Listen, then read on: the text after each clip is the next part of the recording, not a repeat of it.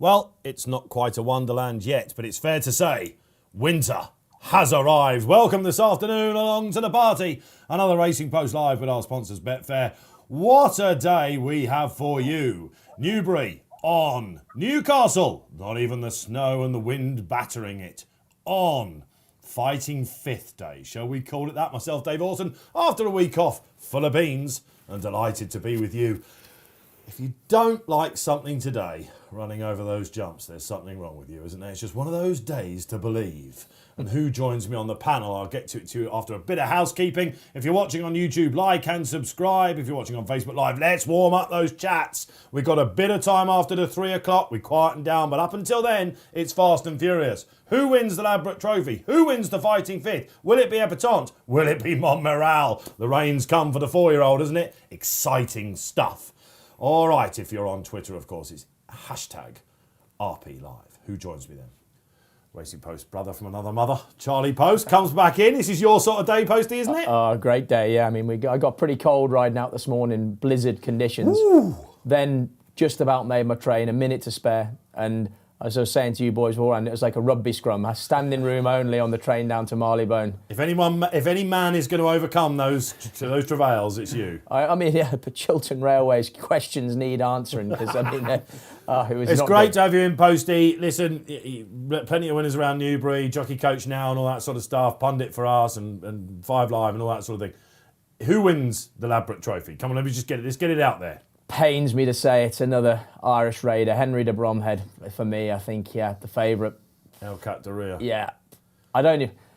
Like I say, as a Britishman, an Englishman, it pains me to send another big prize back over the Irish Sea, but I think that's the way it's headed, Dave. Could we be looking at a Gold Cup contender in the Ladbrokes Trophy? Tom Collins, a double stint, TC, back pushing the buttons for Betfair? Indeed, yeah, looking forward to today's action, Dave. Hopeful for a few winners. I've had a much smoother journey in than Posty. Which is remarkable. He messaged me on Twitter. Well, he messaged on Twitter, didn't he, saying, I've had a seat and 3-course meal on the way down. And yeah. Punctuality is not one of Tom's strong points, but I have to say today he was early. He walked in like John Travolta into the office because things are going well, right? And you've already put a winner up on your Twitter feed. Exactly, yeah, things are going well. I've got a good feeling about today. I've already had the nap win elsewhere, seen not heard, and I'm hopeful we can get a few winners on the 8 ITV races too. Your horse runs in the Jerryfield and the old Jerryfield and Soaring Glory, isn't it? Yeah, I love that horse, Soaring Glory. I wasn't on him last time. I made a big mistake that day, but hopefully today he'll prove me right, and I've backed him and I'm hoping he's going to win. Well, I think a bit of Sod's Law might come in now. Are you taking Tom on? Get your questions in. Who joins us from Betfair? Well, Barry Orr, still out and about. It was a solid debut from Ryan McCue last Saturday. Ryan, great to have you along.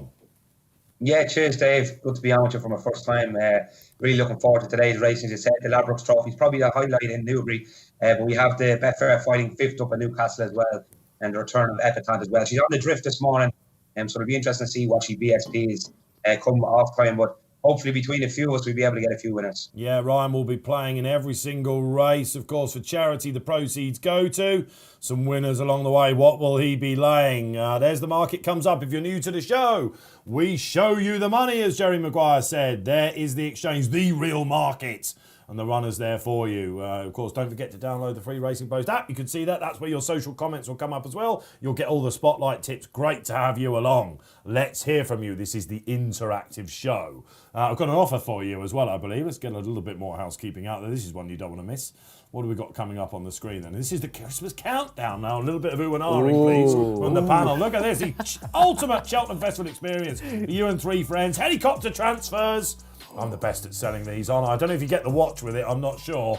You can definitely get the app, of course. So just place a bet on the app on the below dates. Look, there you go. Randomly, you will be picked for the ultimate Cheltenham Festival. 5-star hotel, helicopter transfers, Cheyroo, boys. This is what it's all about, isn't it?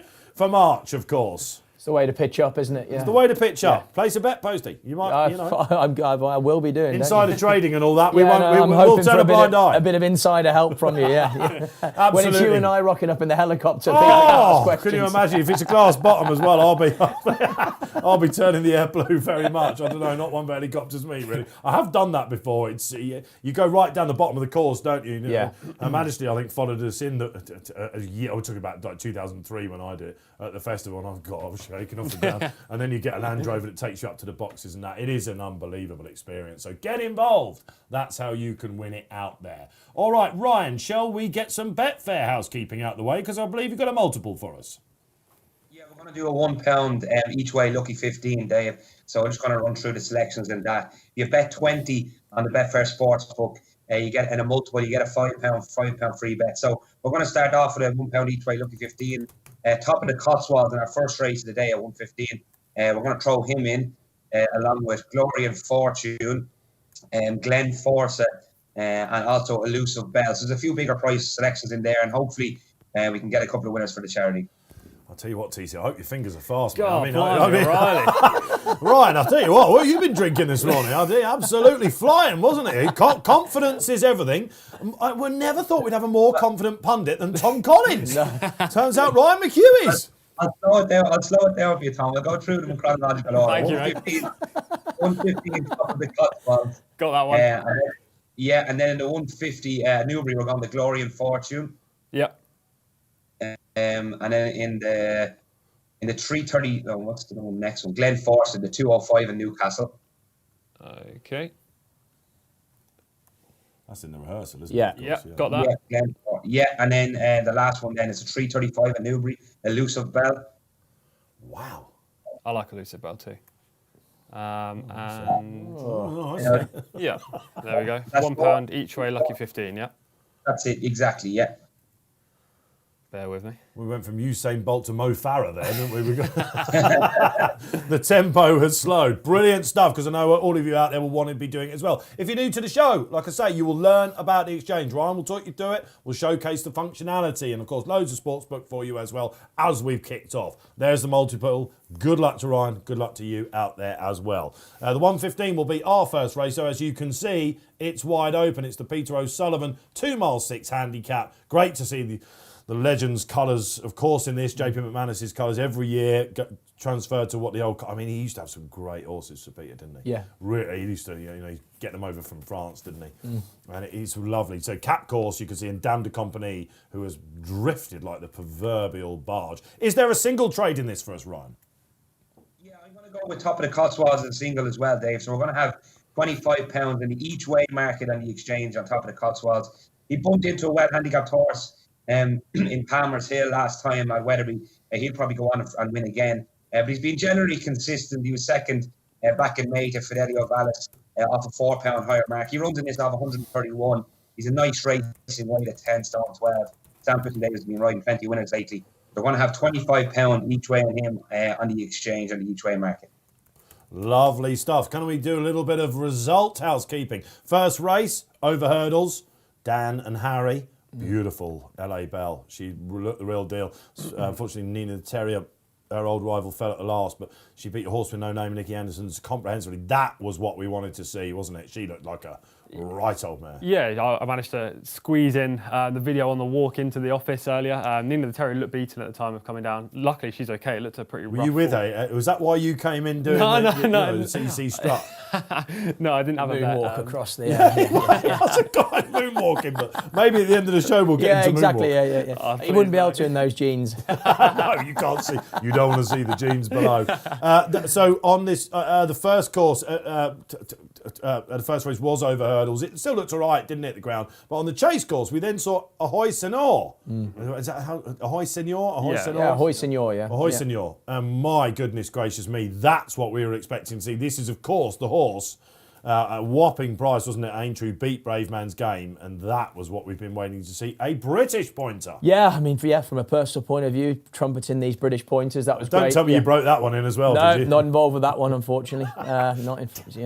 Shucks. But look, I mean, he was beat when he unseated at Carlisle, wasn't he? So it was a lacklustre return to action. And I mean, fair play to Lucinda Russell and Peter Scudamore pitching him straight back into Grade 2. You know, it would have been easy to find a softer option up north somewhere, but they believe in the horse, and he jumped really well today. And he wants the soft ground, doesn't he? It was slow by 10.66x that, and he didn't really hang around, did he? No, he didn't. I think you're going to want horses that have a preference for slower conditions. Which is El Cat Derriere in a glass, isn't it? And I think it's only going to get probably as they open it up through the afternoon. Well, I won't come to you yet, Ryan, but I'd like to bowl you a curveball because we'll be giving loads of sportsbook anti-post. If there's anything for I'm supposing it probably is the Festival Chase at the minute.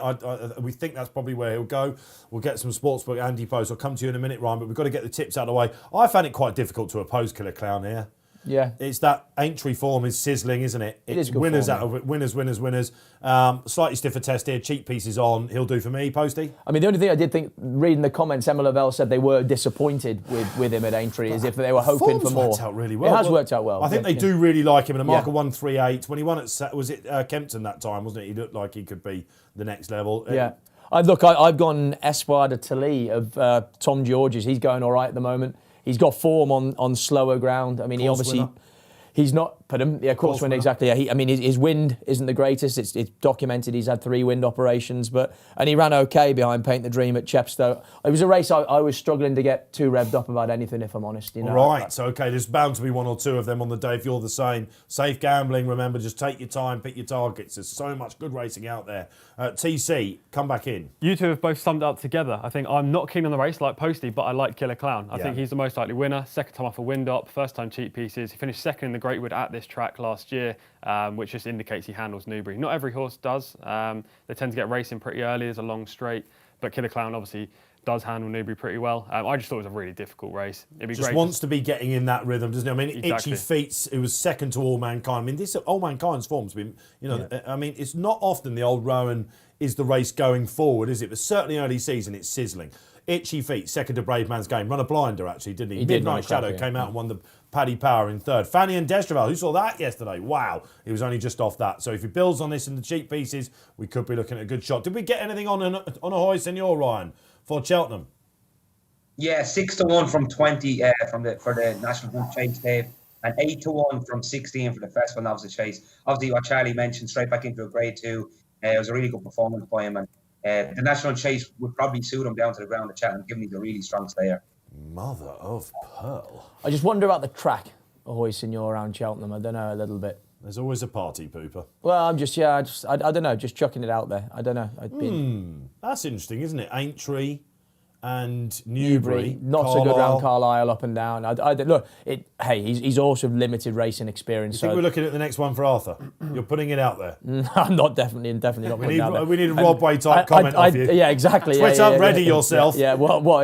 I'll have Posty says, I cannot win at Cheltenham. I'll have him over Bob Ollinger any day, Didn't that get us going on the live show on Monday? That was great, wasn't it? G-Rod, absolutely sensational form. We will be back 6 p.m. Racing Post Live Extra, talking about everything from this weekend. Looking forward to the Betfair Tingle Creek. Patrick Mullins is the big guest in the seat.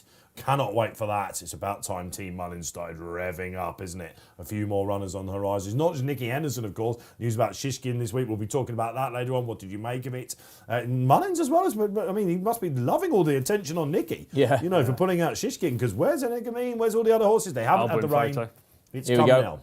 Okay, they're off and running then. 1:15. Good luck wherever you're playing in the Sir Peter O'Sullivan 2 mile 6 handicap. There's a lot of pace on. That's the first thing to say. And top of the Cotswolds, Ryan McCue takes it. Oh, he got it. Oh, no, Ryan! He's gone. Oh, he's gone. Top of the Cotswolds has gone in the very first race. That was unlucky, wasn't it? Yeah. Of all the gin joints, knocked him off, Posty. Yeah, he landed on his heels a bit, stumbled, and Sam Tristan Davis came out the side door. Yeah, hard lines if you're on him. Let's go to Dublin. Is he still there?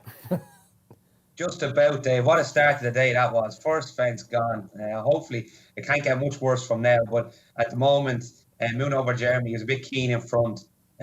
Takes them along. Hit 180 and running. You come back to front runner at. Closely followed by Killer Clown with around 4.9. But yeah, not a great start for me with the top of the Cotswolds gone at the first fence. Oh, and it's so annoying as a punter, that TC, isn't it? You try and get a position, you get knocked off. Nothing the jockey could do. Oh! Yeah, it's just luckless. He actually jumped the fence pretty well. It's just off all of the gin joints, jumped across him. Yeah, it's a luckless start. I hate when that happens, especially when I'm on course and you've amped up the race for half an hour thinking who you're going to back, and then you're out of the first. Just on to the next race. And Killer Clown's got a beautiful position, isn't he? Yeah, he went pretty hard early to get this position, but they've slowed it down. They've slowed it down, so I think it'll be okay now. He's jumping really nicely as well. A mistake there from Somptua under Rachel Blackmore, who had a torrid ride in the last race. Mr. Incredible didn't jump well at all either. All right then, assuming position. Where's your Espoir de Tele? He's 3/4 of the way back on the outside, jumping well enough early doors. No drama so far for him anyway. All right, okay.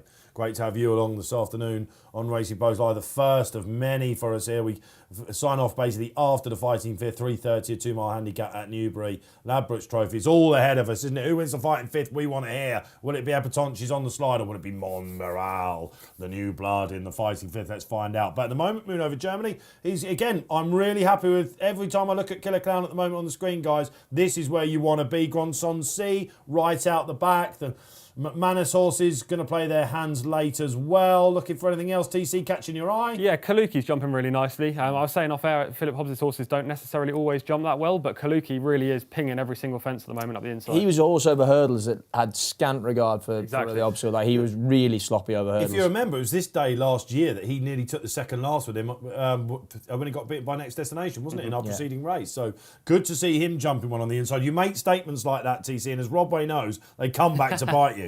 So watch him ping every fence now. Ryan, let's go to you then. They're going out on the far side then. Anything really crashing, spiking? Where are we going?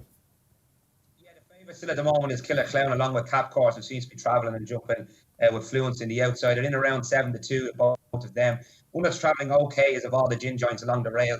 He's 13.0 and running. So Moon Over Germany still leads them, and he's still available at a massive price. He's 110 on the exchange in running. But Rachel Blackmore's getting closer on Stomp Show as well, it has to be said. She's into around 13.0. But Killer Clown has had a great position from the outset, 3.95 and running, so just under 3-1, and looks ready to pounce whenever Tom Bellamy says go. That's the question, isn't it? And I guess we'll see why the cheap pieces are on down the famous home straight.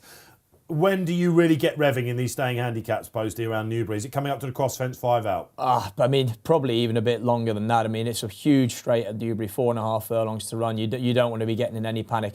The cross fence is a lovely fence to jump really well, if I'm honest. One of the most famous fences in jump racing. You get into the bottom of it and it can really change momentum quickly. So it is one of those fences to meet on a good shot, fill up and turn into the straight and bide your time, really. You don't want to be committing too soon. Unlike Killer Clown, TC, who takes what would have been, 7 out? We got 6 out coming now, I think. And then we go to the at a famous cross fence, which is on the turn, of course. No, we're going to the cross fence. We're going up to, of course we are. You know me and fences, I'm always one out. What's this then on the outside that's catching my eye? Court Master. Someone put this up, didn't they, I think, in the paper. First time Windop, basically. Nice horse. He does like to get on with it. He won't want the ground. I tell you, also catching my eye. Sonsi is travelling absolutely, very well. Isn't he, for Paul Nicholls. And he flies that one across fence. Gone. Awful, yeah. Okay. Oh dear. Okay, so Dame de Compagnie back over hurdles for her. Hopefully she get up on her feet. I'll tell you what, Posty, you're getting a bit excited now. You've got the box seat. Oh, I mean, we're sneaking into it. I think 5th, Tom Scudamore travelling well. Yeah. Like I say, a lot of racing still to do, though, so this is not a place to be getting excited when they just turned into the straight. And look at Cap Course now coming up for Nicholls as well. Not seen, of course, since 7th in his race last year. But Killer Clown, the Fav, is in front as they jump 4 out. Takes it well. This is what you want to see. Cap Course is cruising. Gronson C falling in a bit of a hole, is he, TC? Yeah, I think he pulled too hard early. Cap Course jumping really nicely. I don't think Killer Clown's ruled out yet, or Espoir de Tele. Both have got great chances. Definitely. The Fav's the one to catch, isn't he? Cap Course is not. We haven't seen him for the best part of a year. I think the winning must be in front here. Posty, am I wrong? I think Cap Course is the one that my attention would be drawn to at the moment. Killer Clown's missed out. Killer Clown. You don't want to be doing that could be a real shifter, of momentum. Oh, no, he's gone. He's played his hand too soon. Posty told us you don't want to commit. He did exactly that. Come on, Posty. Is this going to be Espoir? And Gronson coming into it as well. He's absolutely pinged it. He's surely got it, isn't he? This is a great training performance. Harry Cobden, it was the pick for him. In the colours of the old Sir Peter O'Sullivan, marvellous scenes. He's absolutely pulled it out. Second course and distance win for this horse. JP will love that as well, won't he? Exactly. Absolutely right. You would imagine this would have been the plan. You can get the quotes afterwards, of course, from Paul Nicholls, who'll be coming straight to us and telling us this was the summer plan. Paul's been on fire, hasn't he? Of course, he's already had a winner up at Newcastle as well. Monmoral to come at 3.15. Ryan McCue, give us the story of the race. Yeah, Cap Course, 9.8 was the biggest he went, Dave. Killer Clown, at one stage it looked like he was going to win. 2.2 was the lowest he hit, so around 6-5. But it was fairly straightforward for Harry Cobden in the end. He jumped and travelled really well on the outside. Another great training performance by Paul Nicholls. He's brilliant at getting them ready on the big day. Obviously hadn't ran since this race last year. Has him in top form. And it was actually easy enough in the end. He won by about 5 or 6 lengths. 9.8, whoever availed of that in running was fairly happy. He went off 8.0 with BSP, so 7-1. And in the end, as I said, it was fairly straightforward for Cap Course. There you are then. Paul Nicholls strikes on Ladbrokes Trophy Day at Newbury. I think if you watch Killer Clown's race back throughout, I think he over-raced plenty now. He hasn't quite got home, has he? And then, I'm not saying, I don't think, whether it was Tom Bellamy's fault, Moon over Germany, checked out quickly and he's ended up in front. And then he can really not do an awful lot. If you're Tom Bellamy, you're walking back in and saying, I was left in front, surely. That's what you're saying, isn't it? I think you're just saying it didn't play out the way you'd have hoped, does it? You know, I mean, like I say, he's got a good pitch, but then he's almost, I'm not saying he was keen, but he was doing enough all the way through. And then the pace option has faltered. I mean, the outsider and gone quickly. And then we can see from here, you know, he's left with no other option bar to commit. And it's told late on, hasn't it? He walked through the second last, was it? And the writing was on the wall. Yeah. Well, what about the winner? What will we do with this? Can you go for something like the December Gold Cup now, potentially? He's been very lightly raced in his career. I don't know if he's a fragile sort. He's a big scopy chaser, isn't he? Lovely looking horse, but I don't know if he needs breaks between his runs or whatnot. Maybe this will be the target again next season. I think he's won this race before as well, hasn't he? Cap Course. He was 7th in it. Yeah. Believe it Did he or win not. it 2 years ago or 3 years ago? He won it 3 years ago. Did he? Yeah. This is kind of Okay. a seasonal target, I think. Come back. I just King wonder if then, it'd all be Cap happening Course. a bit quick for him now in the December Gold Cup round probably. Cheltenham. Yeah, okay, right, we're off and running at Newbury. We'll keep an eye on the time of that as well. What do you make of the ground out there? Let's have some social interaction coming up. We've got the 1:30 at Newcastle coming up. It's a small field, just the 4 rounds. We'll go to over to Ryan for a market update there and what he likes. Let's hear from you. I see the chat box is firing up. Come on, let's have it. This is the last weekend in November. Who's feeling festive? Let's have it. Did you have Cap Course? Or have you got a nap for us later on? Have you got anything anti-post wise? Great to see, by the way, that the great Henry de Bromhead is listening to Dave Orton. Put your kettle on. That's mine. I've stamped it. I'm telling you, after the show, you find it funny, TC. You copyrighted it. No one else can have it. I've absolutely. I've patented it. 100%. And I got a bit of stick for that, you know. He's about never going to go and step up. There in is a trip? certain mare's Jace, which is a bit of a worry. Yeah. But it's the Ryanair it's got to be. She's a champion Jace winner, man. Come on. I've got some tasty anti-post prices about her as well. Yeah. I just saw it and I thought, you know, when I saw Aidan's comments after the race as well in the show, he said I had loads still left underneath me. I thought that's got to be The only thing that's surely going to change that is ground conditions, isn't it? If we ended up with it's a bog, unseasonably soft March and you've got your negative hat on today, haven't you? You party pooping all the way. I'm just trying to bring Hoisting your cannot win at Cheltenham. a sense of reason to what It's you're going to saying. be a bog in March. And Cap Course doesn't win the December Gold Cup. No, probably won't go. I think flat tracks potentially for Cap Course. But great seals like that come back. Okay, Ryan, this is a tasty little race, isn't it? I've got a nap in here. I'll save it for your selection afterwards, please.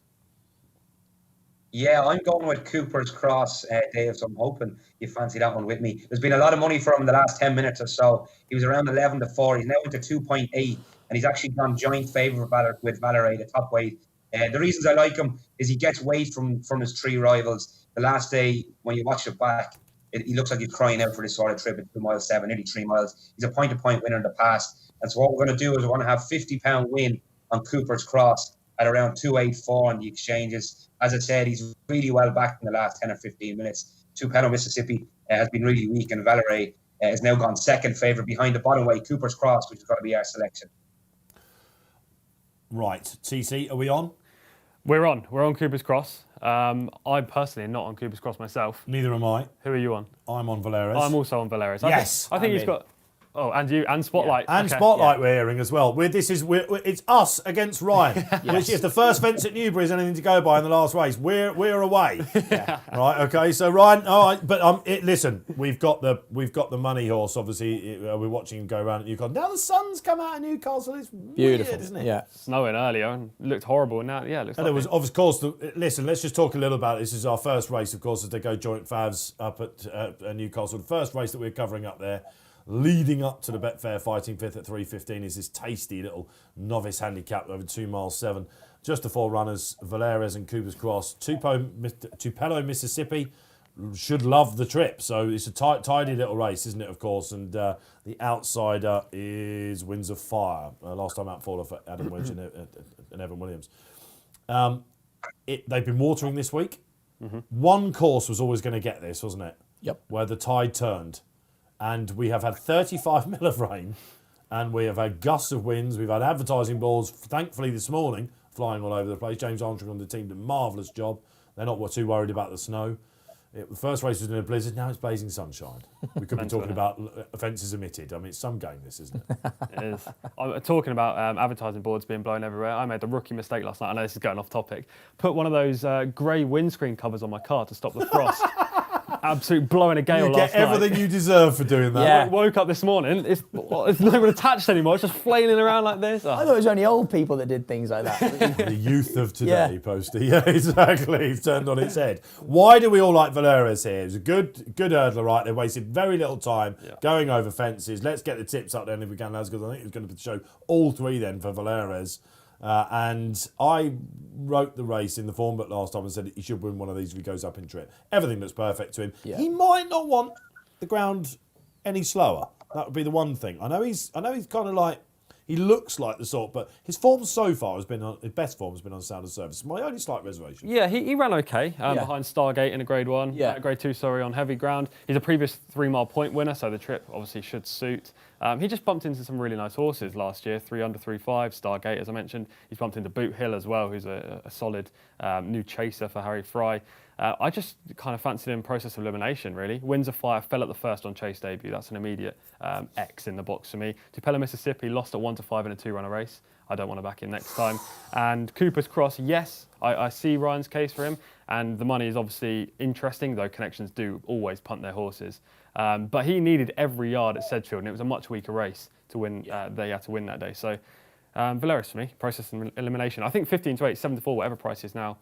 Three on the exchange is a value bet. As Ryan told us, he is on the slide, Posty. He is, yeah. It's not. I mean, this is what TC does. This is why we call him 10-point Tom. You know, the most confident pundit going to come. He just sees. It's infectious, isn't it? You know, as in well, I'm afraid it is. Let's hope it is after the race. Of course, we agree. I mean, I actually do agree with TC about his process of elimination. The only thing that I did think is maybe Tupelo, Mississippi could end up with a very easy lead here. I mean, I'd be surprised if Winds of Fire goes on and pops out now after falling last time, and the other two tend to like to follow rather than make the run in. Okay, well, let's see what Paul Bakewell thinks. Paul, one of our regulars out there, opens the show with the social side of things and said, I think this outsider at Newcastle is well handicapped on last season's hurdling form, considering Proshima. Now 150. All right, so you're not worried about the last time out full. You've got Adam Wedge, I suppose, on your back. He'd be a good man at hunting him round now, wouldn't he? Well, he was on it the last time as well. You threw me under a bus there, didn't you? Very much so. Yeah, but you can't keep them always on their feet, can you? Adam, I remember seeing Adam in the British point-to-point sphere. And the likes of Jonathan Neeson, who watches these jockeys and scouts them out and stuff. He said that's going to be that is an absolute buying money. He's a very good rider, and he and Evan Williams are a fantastic combination, aren't they? So, Winds of Fire. I mean, I can see the argument. I just wouldn't be looking to be backing horses that have fallen last time out. Completely agree. Yeah, well, you never know what you're going to get. Is the question. Tupelo, Mississippi, I thought might be the danger actually over Cooper's Cross. That run, I don't think they would have been too disappointed with it last time. I know he was beaten, but sticking on the pieces, he's got Newcastle form, and he definitely wants the trip. And this is Brian Ellison we're talking about here. He still has an entry on Monday as well. Does he? Mississippi. Yeah, it's been jocked up and everything. So interesting to see. It's always a bit of a curveball, that, isn't it? When you're looking at all future entries and things like that. Will they run under penalty? I mean, this is a Class 3. It's 0-35. A little bit below race standard. He's got to give weight away, isn't he, Valerius? So let's find out how he gets on. There's blown a hoolie up there, isn't it? The flag man. I saw the golf, the pins, the flags were blowing around there. What would you be saying down at the start if you were like, "Good luck, lads"? I don't fancy playing golf. Yeah, exactly. And they're off and running. And unperturbed by the last time out full is Adam Wedge and Evan Williams, the trainer, because they've said, let's get out, let's do it, we'll have an easy one. Unlike Tupelo, Mississippi, who probably the connections are thinking, all right, that plan's gone out the window. They are pressing on, albeit at a leisurely gallop. In third, Valerius, drifting, wasn't he, before the off? Cooper's Cross, the money horse, out the back. Early thoughts. Again, let's just see. I think we haven't even had a fence yet, have we? No, let's watch them jump first. Whoa! Valerius very novice. Got his back end way too high, and we nearly did it, Ryan. Nearly knuckled over. Yeah. He's thinking to himself out there, it's a long afternoon, Ryan, aren't you? Okay, Cooper's Cross definitely warmed to his task. What did that early error do to the market? Yeah, Valera is very weak now. Jumping a bit sketchy, isn't he? He's out to 5.5, so 9-2 now on the exchange. The favourite in running is Cooper's Cross, who's held up at the back under Sam Coulthard. He's into 2.24, so just over 6-5. But there's a few quid in running for the for the front runner, Winds of Fire. He's around 9.8 at the moment, so a little bit shorter than what he went off. But he's a little bit tight to that fence, and at the moment, I'm happy with Cooper's Cross out the back. He seems to be travelling and jumping the best of the four at the moment. Sam Coulthard seems to be happy enough just to sit in behind horses. And Tupelo, Mississippi is just kind of taking it over now from Winds of Fire. But Valera is jumping very slow, and I think it'd be a worry if you're on him. He's out to 5.5 as I said there. So 9-2 now, Valera. Let's give that to you then, Posty. Is it a worry? Yeah, it's a massive worry. He's jumped ponderously early doors. Winds of Fire also is doing quite a novice-y thing where a couple of fences Adam Wedge was almost expecting him to take another stride, and he was sort of coming up out of his hands, looking a bit tentative in the air, but he's probably going to be helped now by Tupelo, Mississippi coming and sitting up sides and just concentrate his mind. But Valera's, we want to see the jump and warm up a lot, really. This is what you get here on this show. If you're watching in running and you're having the bets, these are all the sorts of things you want to know. That was excellent, TC, wasn't it? Are you massively worried? I was. I think maybe sticky jumping was due to the fact they were going so slow early. Yeah. He jumped really well at Newbury last time, and now they've seemed to slightly up the pace, and he jumped that first fence in the home straight well and the second fence That's well. better. So, yeah, if you're Daryl Jacob now, what is in your mind? Who's on Valera's, of course? I mean, look, I think TC is completely right. You're hoping for a bit more pace. You're also thinking nice straight line of fences now at Newcastle. Let's try and find some rhythm. Let's get some confidence, get a couple of good jumps. And really, you're also thinking, do you know what? If the race isn't going to heat up too much, I'm going to maybe look to press on myself because this is no good for anyone. And a horse that definitely stays. He got better the further he went in a tough debut that was at Newbury last time against more seasoned chasers. Ryan, of course, you're being ridden for stamina, Ryan, out the back. And you wonder if he's just been a little bit too much. He's gone off. So we've got a circuit to go. We think Valera's is warming up. Cooper's Cross dropping off. Yeah, they're going very steady as well. So it'll be interesting to see if he can actually make much ground up from where he is. He's giving them a little bit of a start, isn't he? But they're going steady up front. Tupelo, Mississippi is now into 2.72. But he's gone favourite in the market for the first time pre-race anyway. Valera is getting a little bit better. His jumping is improving slightly, but he's still 4-1 now in the exchanges. So punters are still wary that he might make a few mistakes down the back. He's definitely going to have to jump a bit better if he's to win the race. But Winds of Fire in Tupelo, Mississippi head to the next fence. Two of them are a little bit slow into it, and it gives Cooper's Cross a chance to close up. And he's now into 6-4 Cooper's Cross and going a little bit shorter, now 11-8. So I'm happy enough at the moment. Valera, if he keeps jumping the way he's jumping, I'll struggle to see him win the race. So Cooper's Cross is just tracking the front running pair of Tupelo, Mississippi and Winds of Fire. If you were doing the in-running comments, thanks, Ryan, you'd be doing in touch with leaders would be the comment you'd be looking for if you're with Cooper's Cross. And it's definitely better for Valera's now, but this is where he didn't fancy it on the far side. All to play for. When a horse jumps out to one side, why do all the other horses follow it, Posty? Is it literally like, it's herd mentality. They're a bit like sheep in that way. Valera's again, exactly the same fence and exactly the same mistake. Got in a bit tight, kicked his back end up in the air and landed way too steep. He's gone right out in the market. I'm still not having that. They've hardly had a race yet, these guys. That looks... I very rarely do I get involved in running at this stage, but that does look too big. Because if he gets in a rhythm again down the home straight, Valera's will outclass these. I think the leader's the most likely winner in running at the moment. I mean, Cooper's Cross is not exactly jumping well himself. Valera's obviously making a few mistakes. Winds of Fire led early, now switched wide. He's jumped a lot better than I anticipated as well. I was about to mention that, TC. For a last time out faller, he has gone okay. Now we're warming up a little bit, aren't we, guys? On the far side, then. I'm not even going to say how far out we are. I'm going to guess maybe 6. Yeah, I think we're about 6 out. Oh, you're agreeing with me for once. I'll tell you what, a lot of agreeing on this panel all of a sudden. And Cooper's Cross now starting to sense victory. He's warming up a little bit, isn't he? How do they take this? Valera's again, much better. I don't know. He just raced behind the bridle the whole way. I'm not surprised to see that. Yeah, okay, so the market really doesn't like the fav. Again, I'm a bit too far out for me to be going that big maybe, but I guess the other guys, they haven't shown their hands at all yet, have they? And looking at the speeds on the screen, if they're to be... They haven't gone that slow from like a circuit from a circuit out. We're in the home straight. The fav is definitely the one who's off the bridle. How will he take this? Come on up you get, and pops it. Okay, not too bad. But Cooper's... And tell you what, Paul Batewell's getting excited all of a sudden. Yeah. As Adam Wedge looks the happiest at the moment. Fav cooked. Gone. Not on a going day, Valera's. Absolutely stinks today. Cooper's Cross. Ryan McCue. He can't keep a good man down because he's sensing it. Will he outstay Winds of Fire? That's the question. Oh, okay, Lesky, what's coming up at this fence? He's going to have a good look at it as he goes once again out to his left. Really pricking Not his great. ears. Valerius is coming back all too late in the day. Questions to answer for him. Will Windsor Fire get up on the inside, lads? Yes. That's the question. Oh, yeah, he's gone really low, hasn't he? What's going on here? It's between the two of them. It's ding dong, ding dong. You can see on the exchanges there. 101 Windsor Fire. Cooper's outstayed. Well done, Paul Bakewell. The opening social gets us off to an absolute flyer. You knew. Prashima form in the bag. Eventful little race. Let's go to Ryan then. See when they did know. When did you sense your fate, Ryan? 2 out?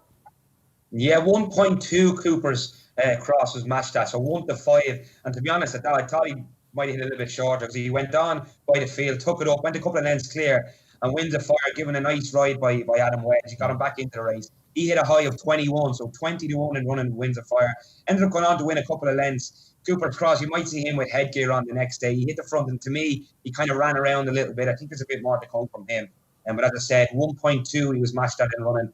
And Windsor Fire, the outsider of 4 this time, not the outsider of 3. Windsor Fire gets the job done at a BSP of 11.2.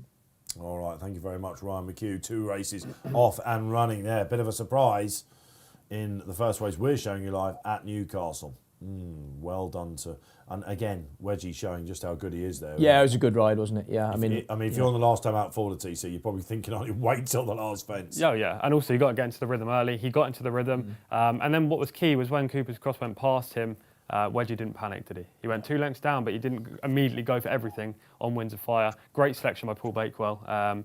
I'm happy with the result, despite not backing the winner. I would never have backed the winner anyway. Valerius didn't turn up one of those races. Yeah, okay, all right. You've just got to suck it up sometimes. We'll be going back to Newbury for the 150. There's the Betfair SP, and it was the outsider of the lot. Some of you knew. Great to see the chat firing up out there. Can see some familiar names. Let's hear from you. Get it in. Also a reminder of the poll as well out there at the moment. Epatante, Montmirail, So Royale, or other in our feature of the day. I think we can say that, can't we? Grade 1 it is. Fighting Fifth.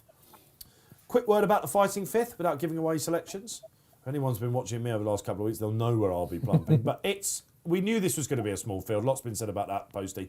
We've got the right characters here, haven't we? Yeah, I was going to say that. Like, I don't really have a problem with a small field if you've got the right ones that are going to give us a competitive contest. And you've got a previous champion hurdler, an unbeaten, exciting 4-year-old, and a fantastic campaigner in So Royale that adds to the, and Silver Streak as well. You know, the pair of them. Not so sleepy. Remember last year? Exactly. Crazy, wasn't it? We've got a couple of old favourites, and a 4-year-old with untapped potential, and a former champion hurdler. That's not a bad little field. And just before it, the Ladbrokes Trophy as well. What a race that is. So a lot's been said about this jump season TC so far. The appetite with it, never been wetter. I've said that many, many a times. And of course we had the winter drought. Finally looks now that might be turning on. It said it had to happen, didn't it? Yep. This is the sort of race, the Ladbrokes Trophy, which we've been waiting for, right? Yeah, I mean, definitely it's a highly competitive handicap chase. There's 4 really good staying chases on ITV today. We've already seen 1, but there's 3 others to go. Ladbrokes Trophy is obviously the feature event. I'm really hopeful Imrillo gets the job done, but it's a very competitive race. Yeah, one of many in Rillo that you could make a strong case for, isn't it? Get involved. If you're on the members club out there and you're subscribed to the Racing Post, you can see all the quotes out there. Put it together. Let us know. Let's have your selections coming in. Talking of which, let's get the market up, shall we, for the 150. Tricky looking 2 mile 4 handicap hurdle. Where will we be going? Masters Legacy. He was favourite for a long time. Is he holding on to that position, Ryan McCue? Dave, yeah, he's 4.9 at the moment, so just under 4 to 1 Masters Legacy. Obviously steps up in trip, having won over 2 miles the last day at Chepstow. It looked like he needed every yard of that day, so the extra half a mile will definitely suit him. But the one I'm going for in the race is Glory and Fortune, so we're going to have £25 if Tom could please each way on him in the each way market on the exchange. He was only beaten 10 lengths in the Great Wood last time at Cheltenham when finishing 6th behind West Cork. Before that, he beat Don Levant, who obviously won the Betfair Exchange handicap hurdle last Saturday at Haydock. So he runs off a mark of 141 here, a pound lower than last time in the Great Wood. This doesn't look as strong as that to me in the race. He's generally a consistent horse, Glory and Fortune, and I think it's really hard to get him out of three places. So I think that the least we'll be doing here is getting our money back. He's around 8.0 at the moment, so 7 to 1 to win the race. But Masters Legacy heads to betting, and a really interesting runner, LeCale's article, of 10 stone 4. Interesting to see Tom Cannon, who's a really underrated rider in my opinion, riding for Nicky Henderson in the race. He's off a 260-day absence, but off a mark of 125. He's been a little bit weak in the market, but he's only had 3 starts over hurdles. So he's an interesting runner in the race. But for me, Glory and Fortune, I can't see him outside the 3 places, and he's around 8.0, so 7-1 at the moment on the exchange. This is a belter ride, isn't it? And you're in very good company, of course, because Tom Segal and the Sizzler himself, Paul Keeley. I think Paul Keeley napped this, actually, didn't he, Glory and Fortune? So it's great with form against course form. Lecal's article, very interesting. He's been weak TC, isn't he? Which some of Hendo's horses, because they've been behind because of the weather, first time out hasn't been the time. But yet we see, well, let's have a word about John Bon. We've not even gone there yet, have we? The John Bon. Well, he now favourite for the Supreme. I think that's too short for my eyes. What I'm looking at. I mean, madness. Yeah. Go on, that's a Twitter clickbait. Well, I think, listen, I mean, Willie Mullins, I can't wait to speak to Patrick at this on stage Monday. of this, I mean, look, I know something has to be favourite, but he's won very impressively, but it was a funny old race as well, and they all stood still, you just wonder whether the Sam Thomas horse will ever be what he showed in Bumpers. I'm not suggesting that the form might be sizzling. Jumped really well, John Bond, didn't he? Yeah. Weak as stink in the market, wasn't he, as well? And pulled he cost 570 grand after winning his point-to-point. Rather to Duval. Yeah, I mean, he's got a great pedigree. He's got plenty of credentials, and I suppose something has to be anti-post favourite. But I'd be keeping my powder dry for a while. Yeah, we've got a bit of time, Ryan. John Bon, what did you make of it, and what price is he on the sportsbook now for the opening race at the Cheltenham Festival in 2022? Yeah, he was really good, in fairness, Dave, wasn't he? He was much more professional. When I seen him work, they showed a piece of work he done on Racing TV last week, I think it was, and he sweated up a little bit. So that was kind of a negative going into yesterday for me, but he was really professional yesterday. He's now into 3-1 with us in the sportsbook for the Supreme, which to me is plenty short enough, given we haven't seen the likes of Kilcroft or Sir Gerhard at the moment. We obviously have the Royal Bond at Berrios tomorrow, which will tell a little bit more. But 3-1 is definitely not for me at the moment. He's a little bit bigger on the exchanges. I'd rather be a layer than a backer. But he was really impressive in me saying that. Travelled really well, jumped really well. That's like the strength of that form kind of has to be tested. I'm not the second favourite didn't jump too well, so it might have been an easy enough touch for him in the end, but he was really impressive. But for me, at 3-1, I wouldn't be going near him at that for Supreme as far as. I think we all unanimously agree pretty much about that. What about you out there, racing Twitter world? Let's get this clipped up. What about you on our chats? John Bon, who's involved already? Who took, he was one of the talking horses, wasn't he? After he's yet to go up a hill. We haven't seen it. Is it connections? It's madness. We've got the Royal Bond tomorrow. For me, it's crazy. Could he still be a Baddy horse? It's possible, TC. Yeah, I mean, we don't know what John Bon is at this stage. I don't think Nicky Henderson even knows what John Bon is. He knows he's good, but I don't know how. We don't know how good he is. I mean, what's he beaten? He beat a horse that can't jump and a horse in Boomborn who hadn't really shown that much for Dan Skelton so far. Yes, he won really impressively, but he drifted from 1-4 to 5-4 or 11-10, whatever he was sent off. 3-1's a ridiculous price, considering there's likes of Kilcrut, Sir Gerhard, who probably won't run in the race, maybe. My mate Mozzie could well go and take out the Royal Bond tomorrow. They've got better form than John Bon, so why is John Bon favourite? Yeah, it's connections, reputation. Listen, and the price tag, and the and listen, if he does improve like Henderson's have been second time out, we could be looking at a future star. But at the moment, we're all in agreement of that. But he's untapped potential. Who's going to back him at 3-1? I mean, does anyone bet on that? I'll tell you what is good to see with the Supreme this season. We've had a couple of seasons where we're going into it in February. We've had 9-2 the Fav. You remember Appreciate. It took a long time for him to go odds on. Classical Dream as well. Took a long time to get punted. Listen, Classical Dream. So it's great to see a really strong top of the market in the Supreme, and Willie Mullins has still got them to come out. Gordon Elliott flying all over the place. Could there still be some lurkers? Great stuff. That was John Bon yesterday at Newbury. Let us know what you think. All right, let's go to the tips then, if you don't mind, for this 150. I said right at the top of the show, so I'll get mine out of the way. Tricky old race this, and I don't mind the bar at Newbury, and as you might well guess, and this would be the one where I'd be taking questions from the crowd, because I'd be sitting there with my pint, a jug always with a handle. Yeah. And I've always got to have a handle with your ale, haven't you? It's, if I come and drink with you whenever I get this invite, we will be handles, right? I'm pretty sure when we sat downstairs, there's been no jugs of handles. Otherwise, listen, there's been a mythical handle. You get what you can get around this part of London, let me tell you. Lambeth don't like handles. But I would be going for Ansam. Is that how we pronounce his name? Yes. Yeah. Who, of course, is on a quick double for Evan Williams. Better than he showed last time on his return. He's quite a talented horse, this. I think he's going to get the pace that he needs to settle on. Isabel Williams is a rider I like. So he will do for me tentatively. A lot of money as well for Ansam, which I think is crucial. I like when Evan Williams' horses are punted. Obviously, who won? Don Levant last week was heavily backed just before the race for Evan Williams. So I do like the money factor for Ansam. Again, I thought it was a really difficult race. I'd be a layer of Masters Legacy, not because I don't think he can necessarily win, but he's a poor price. He can't jump, which is a big issue. Or last time out, he couldn't jump. He might be a lot better this time. He won TC, a lot of people will be saying. He did, but it was in the final few strides. He picked up 3 horses. He was 4th jumping the last. The 3 horses in front of him just completely faded, basically. They flattened out in the run-in, and he picked up. He'll definitely fancy the step, improve for the step-up and trip, but I want to be opposing him. Chittabello was the one I came down on. Now, I know he's a 10-year-old. We've probably seen the best of him already, but this horse goes so well fresh. Dan Skelton's horses are usually ready first time up. On the score sheet already? He's on the score sheet already. Harry Skelton's a good rider when he's on hold-up horses. I think he judges pace well. The ground will be fine for him. I think he's a decent price as well. So Chittabello each way.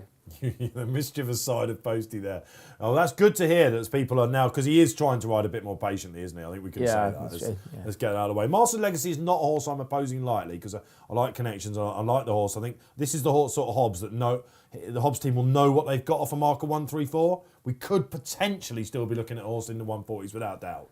But it's just, I agree, TC. He needs to show he can put it together. He's not. He has had a few injury problems as well. What did Poste like?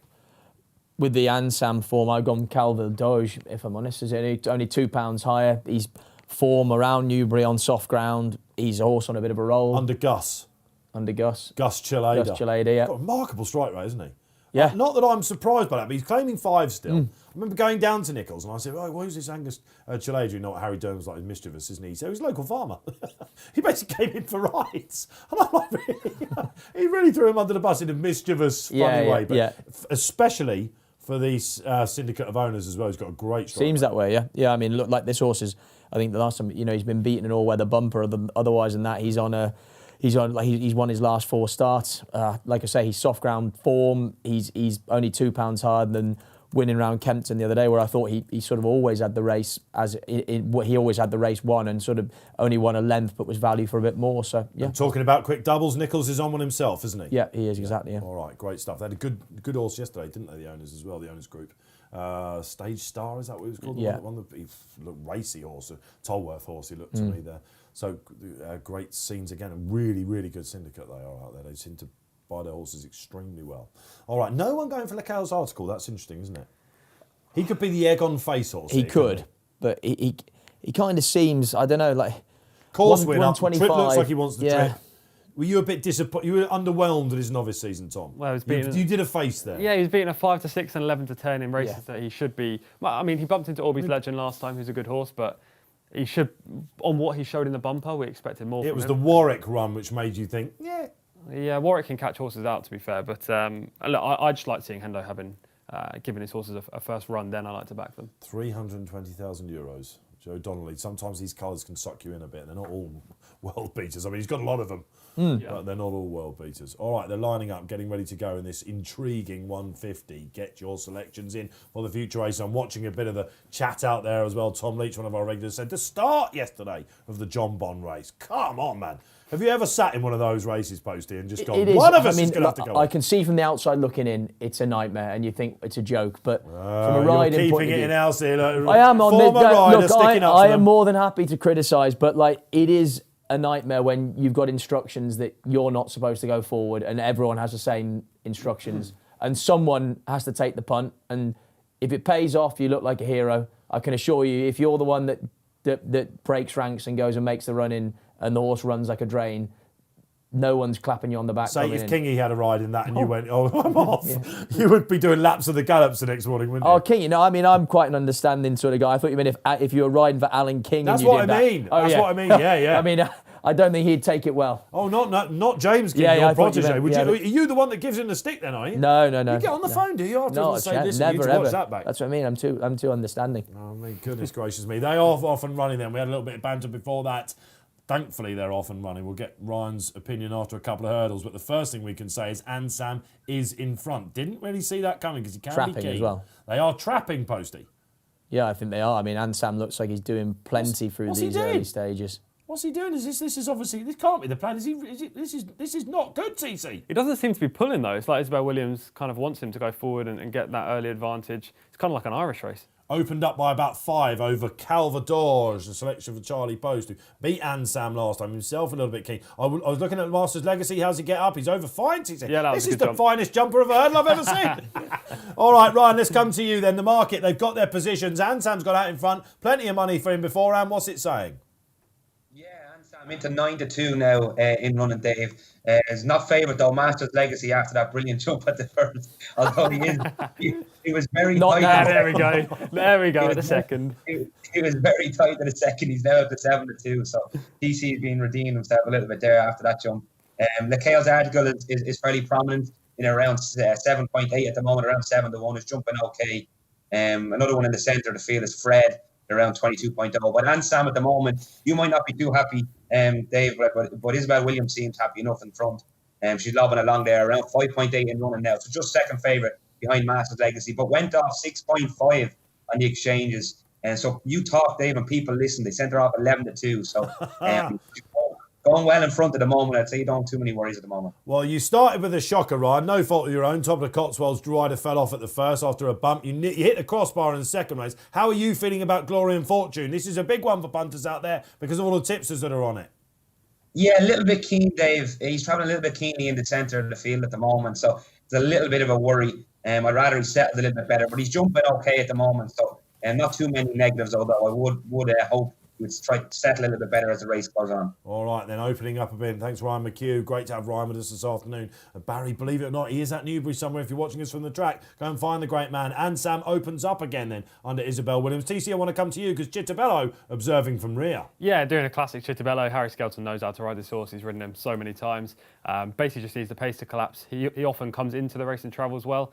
Usually probably hits the crossbar rather than win, but I'm happy where he is right now. Wow, gambling landed at Cheltenham that day, wasn't it? A classic Chittabello. It sounded like something off Strictly Come Dancing, didn't it? Yeah. He's doing the classic Chittabello. Happy days, TC, coining phrases now. How are you feeling with Calvados? I'm happy enough. He won sloppy jump up the straight first time, but I always love this side-on angle that you get to watch at Newbury, and he's jumped well up to now. And again there, yeah, winged that hurdle as well. All right, competitive hurdle here at Newbury, of course, will be going up for the 205 shortly after. It's the rehearsal chase over 2.7. Can't wait for that. Talking about competitive stuff, uber competitive. But Ansam, I'm going to say what? Is that 4 out? Yes. Yes, okay, thank you. I'm getting better at this game, aren't I, finding them? You'd think I'd know a lot better. What's this creeping into it, TC? Is this Black Mischief? Yeah. Yeah, Black Mischief on the outside. I think Masters Legacy is also going very nicely. So is Glory and Fortune and Earl of the Cotswolds. The hold-up horses definitely think she's gone too quick, don't they? Because they're not moving a muscle. Bore and Bill out the back as well. As soon as I said that, Harry Skelton starts going in the saddle. It's the commentator's curse, if you like. What's in the second colours, of course, of Glory and Fortune? Looking down, Dorking Boy, yeah. Under Jamie Moore, sort of creeping into it a little bit as well. And Sam's got to be so far ahead of his mark, isn't he? Yeah, you're hoping that Isabel Williams has held something back here, but I think it's pretty unlikely. LeCale's article then starting to feel the pinch. Would the market be right about him? What's creeping into it? Earl of the Cotswolds. This would be egg on Ryan McCue's face if the Earl did it instead of the top, wouldn't it? He's creeping. Now we come to the famous third last. Calvados looks like he's in trouble. Master Legacy. Here comes Glory and Fortune. Could this be the one for the punters today? Over it goes Ansam. Not a great jump, Posty. No, it wasn't a great jump, and you just wonder whether the petrol is starting to flicker towards empty as a couple of slaps down the shoulder from Isabel Williams. Still 3 and a bit furlongs of racing to do. I think it's going to be a long way home for Ansam. Earl of the Cotswolds then. Ansam now looking cooked. Glory and Fortune not really loving it, is he? Did he have a hard race at Cheltenham last time? He looks in trouble. Masters Legacy, well handicapped. I'll tell you what, Ansam's doing really well in TC, but is it game over? I think probably Earl of the Cotswolds is travelling all over Ansam. He's battling well under Isabel Williams. Maybe a good jump here could give him a chance. But... Sam Twiston-Davies lets him go then. He's come up. So has Masters Legacy, mind. And I'll tell you what, this is a fast horse. So, is it all over? This is on the running. Masters Legacy going for absolutely everything. Sam Twiston-Davies comes to the near side. That's often a good ploy at Newbury, isn't it? Ansam's run a blinder back in third. It's all over, I think, isn't it? 101, you can see it there. Run really well, Masters Legacy. He's still ahead of his mark, but not good enough to beat Earl of Cotswolds. Oh, Ryan McCue must be thinking, I got the wrong Cotswolds. Top of the Cotswolds in the first, Ryan. The Earl. When did the punters know that Sam was going to pounce? Yeah, it was nip and tuck a little bit on the exchanges up the running, Dave. 1.58 Masters Legacy went after the last hurdle. After staying on so well to win last time over 2 miles, some punters in running thought that he'd do the same again to catch out of the Cotswolds. We travelled really well in the race throughout, it has to be said. Sam Davis gave him a really simple ride. He hit 34 was the biggest out of the Cotswolds, went in running. He BSP 22.0, so 21 to 1. And won over a length in the end. So Sam Davis had to get down and give him a few reminders. Masters Legacy was closing in the line. Your Ansam ran really well to finish third, Dave. Isabel Williams gave that a really good ride. She stayed all the way to the line. 2 to 1 was the shortest Ansam went in running. But Earl of the Cotswolds gets it done for the Twist and Davis. And as you mentioned, I was on the wrong Cotswolds today. Well, indeed, it happens, Ryan. But listen, you cannot keep a good man down. And Ryan's got some very, very interesting opinions, shall we say, towards the back end of the card as well. Okay, we've got a horse in third who's definitely capable of winning a race. We've got 2 horses that have pulled clear of him. Masters Legacy on that. You have to feel a bit unfortunate, don't you? Because he's met one that's thriving. Yeah, he bumped into one today. I think the form does stack up pretty well. As you mentioned, Masters Legacy second, and Sam, who looks well handicapped, back in third. The fourth was Glory and Fortune, who travelled really nicely, and Chittabello finishes race off well for fifth. So I think the form stacks up nicely. Good ride by Sam Twist and Davis. That was one for the Racing Post ratings, wasn't it? Because, of course, he's got a top Racing Post rating 146, and Alistair Jones spotlight pick. He saw that up £7, doesn't matter. And you're going for it. That race has been won by Old Guard. Do you remember he went on to win a Greatwood? He went on to win an international, didn't he? Yeah. And Champ won it a few years back. Probably a bit more exposed, this chap, isn't he? But a hat-trick bid on the cards. And Sam down in trip or not on that ground, on slower ground? It's sort of coming back a bit. Have they ever tried him over fences? Something tells me they have. He's a 6-year-old, isn't he? Has he gone over fences yet? He has.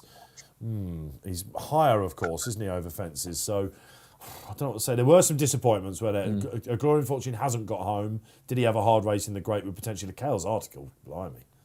Needs to run, I think. Most of Henderson's horses just need to run. Did he get pulled up in the end? He might well have done. He was definitely eased right off. Yeah, he was in trouble a long way out, wasn't he? Okay, all right, great stuff. We're cooking with gas here on Racing Post Live, and great to have you out there. Let's get the socials in. Don't forget that poll. We'll see at some point who wins the fighting fifth. Will it be one of the big three or one of the others? Let's hear from you out there. Myself, Dave Orton, Charlie Post, Tom Collins and Ryan McCue from Betfair. Weather's turned a bit again at Newcastle. Oh, I tell you what, it hasn't turned. It literally looks like Lapland, doesn't it, up there?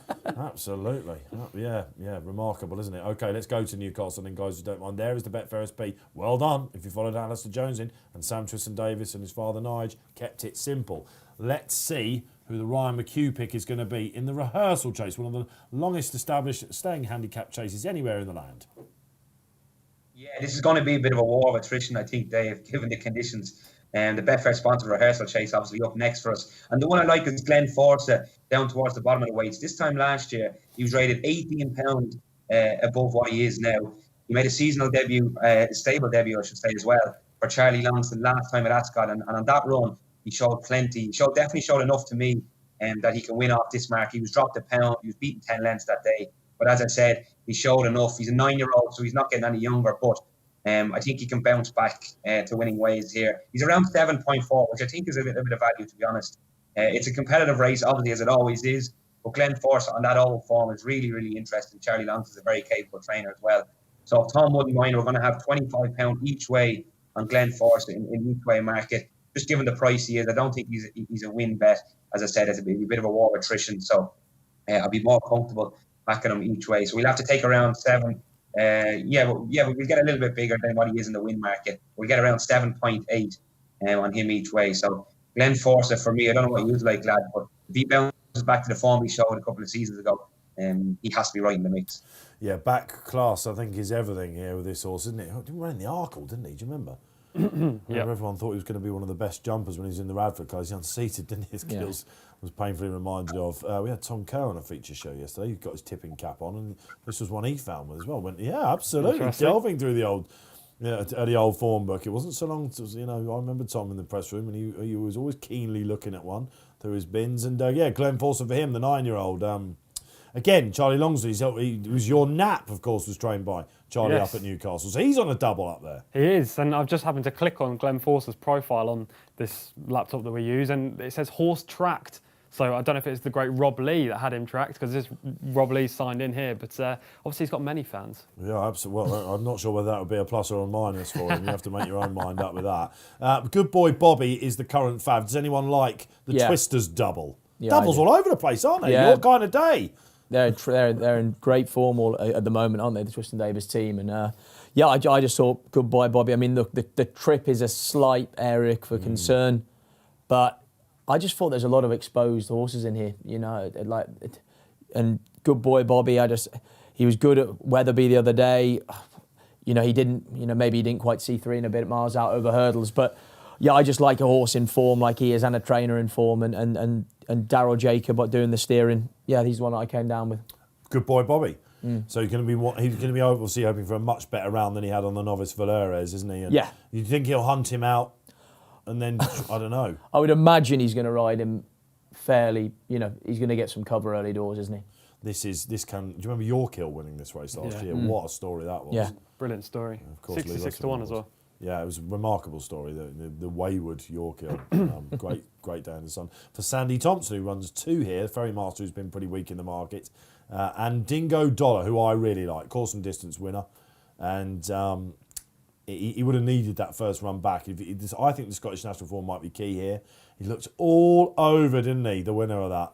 And Lucinda Russell's Mighty Thunder just sort of got the better of him, really. Wears cheap pieces for a reason, but he'll go well for a long way, I think. Dingo Dollar, if he puts in a clear round, he'd be bang there, and I'd be taking advantage of those places on the sportsbook, I think. So he will do for me. If you'd like to talk amongst yourselves, I'm going to back him again. Dingo Dollar's a classic back to lay, I think, because he travels so well in his races and then often flattens to deceive when asked for maximum effort. He's going to trade shorter than...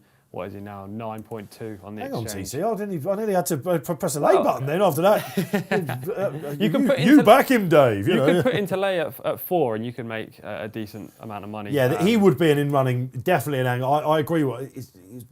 Should he have won the Scottish National, I suppose, Probably. is the question. Yeah. He disappointed for Alan King on a few occasions. Yeah. I'm going to take a chance on one in here, Dave and Charlie. One at a big price. Informateur for Sue Smith. You're getting 22-1 here, bigger on the exchange, 23, exactly the same on the exchange.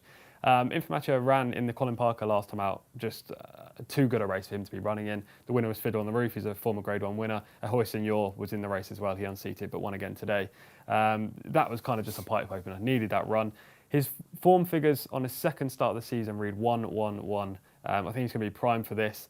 He's got good Newcastle form, he was chinned on the line in a race over a shorter trip.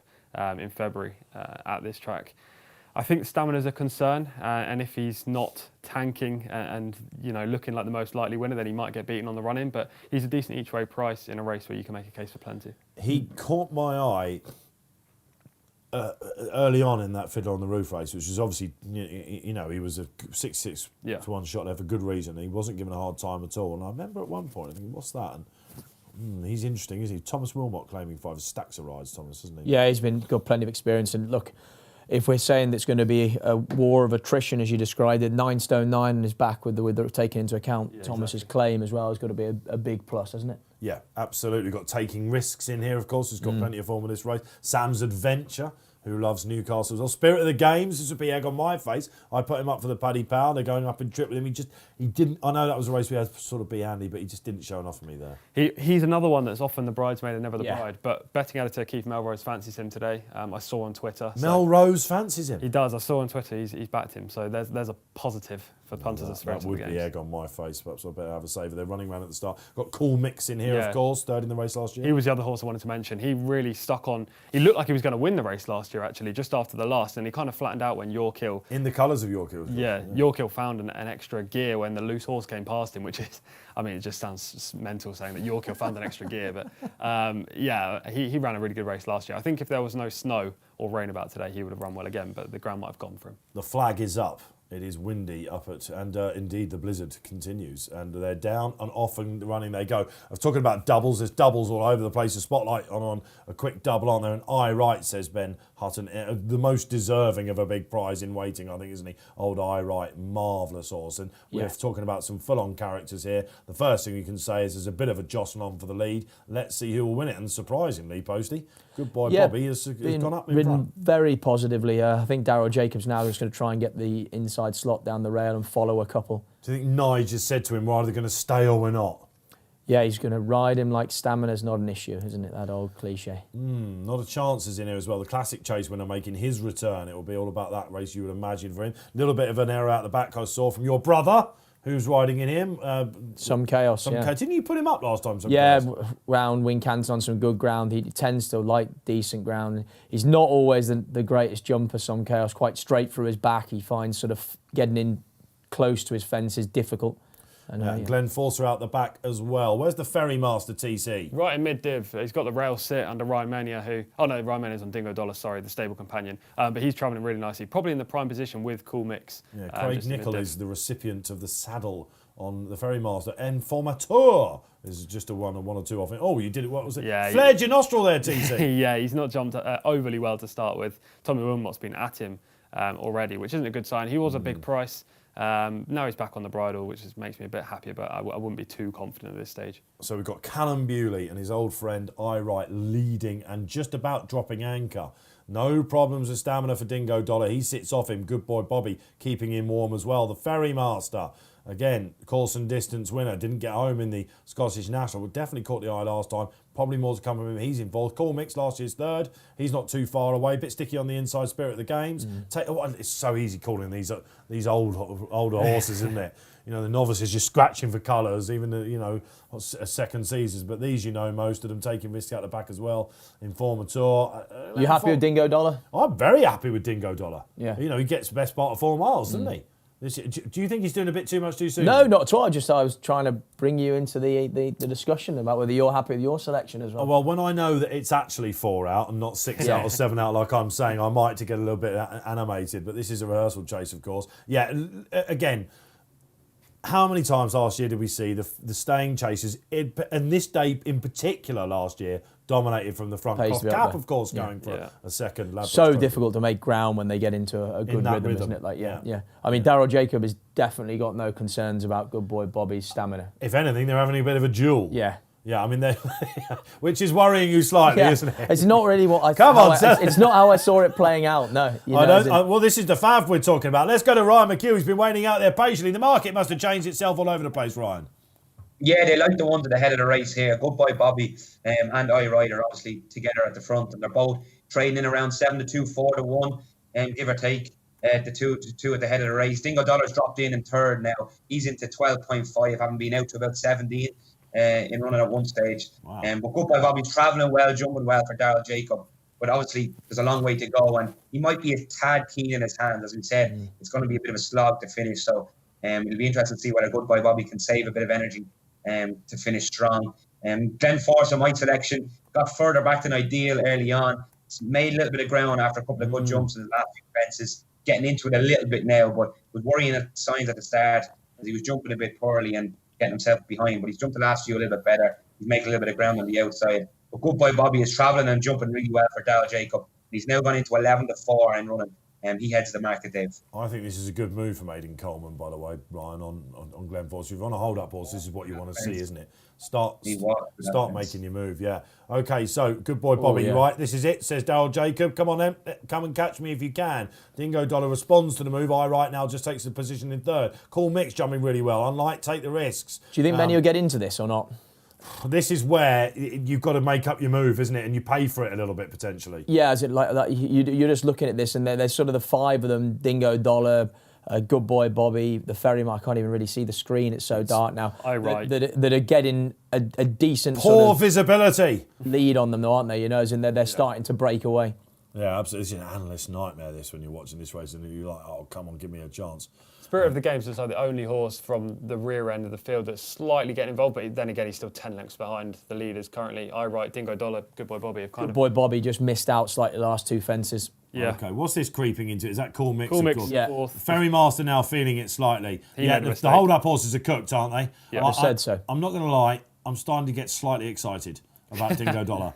Because he is, and we know he stays. It's just where are we coming to now? I think this is 4 out. Yes, is it? it's 4 I'm right. out, yeah. Okay, now I get excited. But the front leaders go on. A Cool Mix.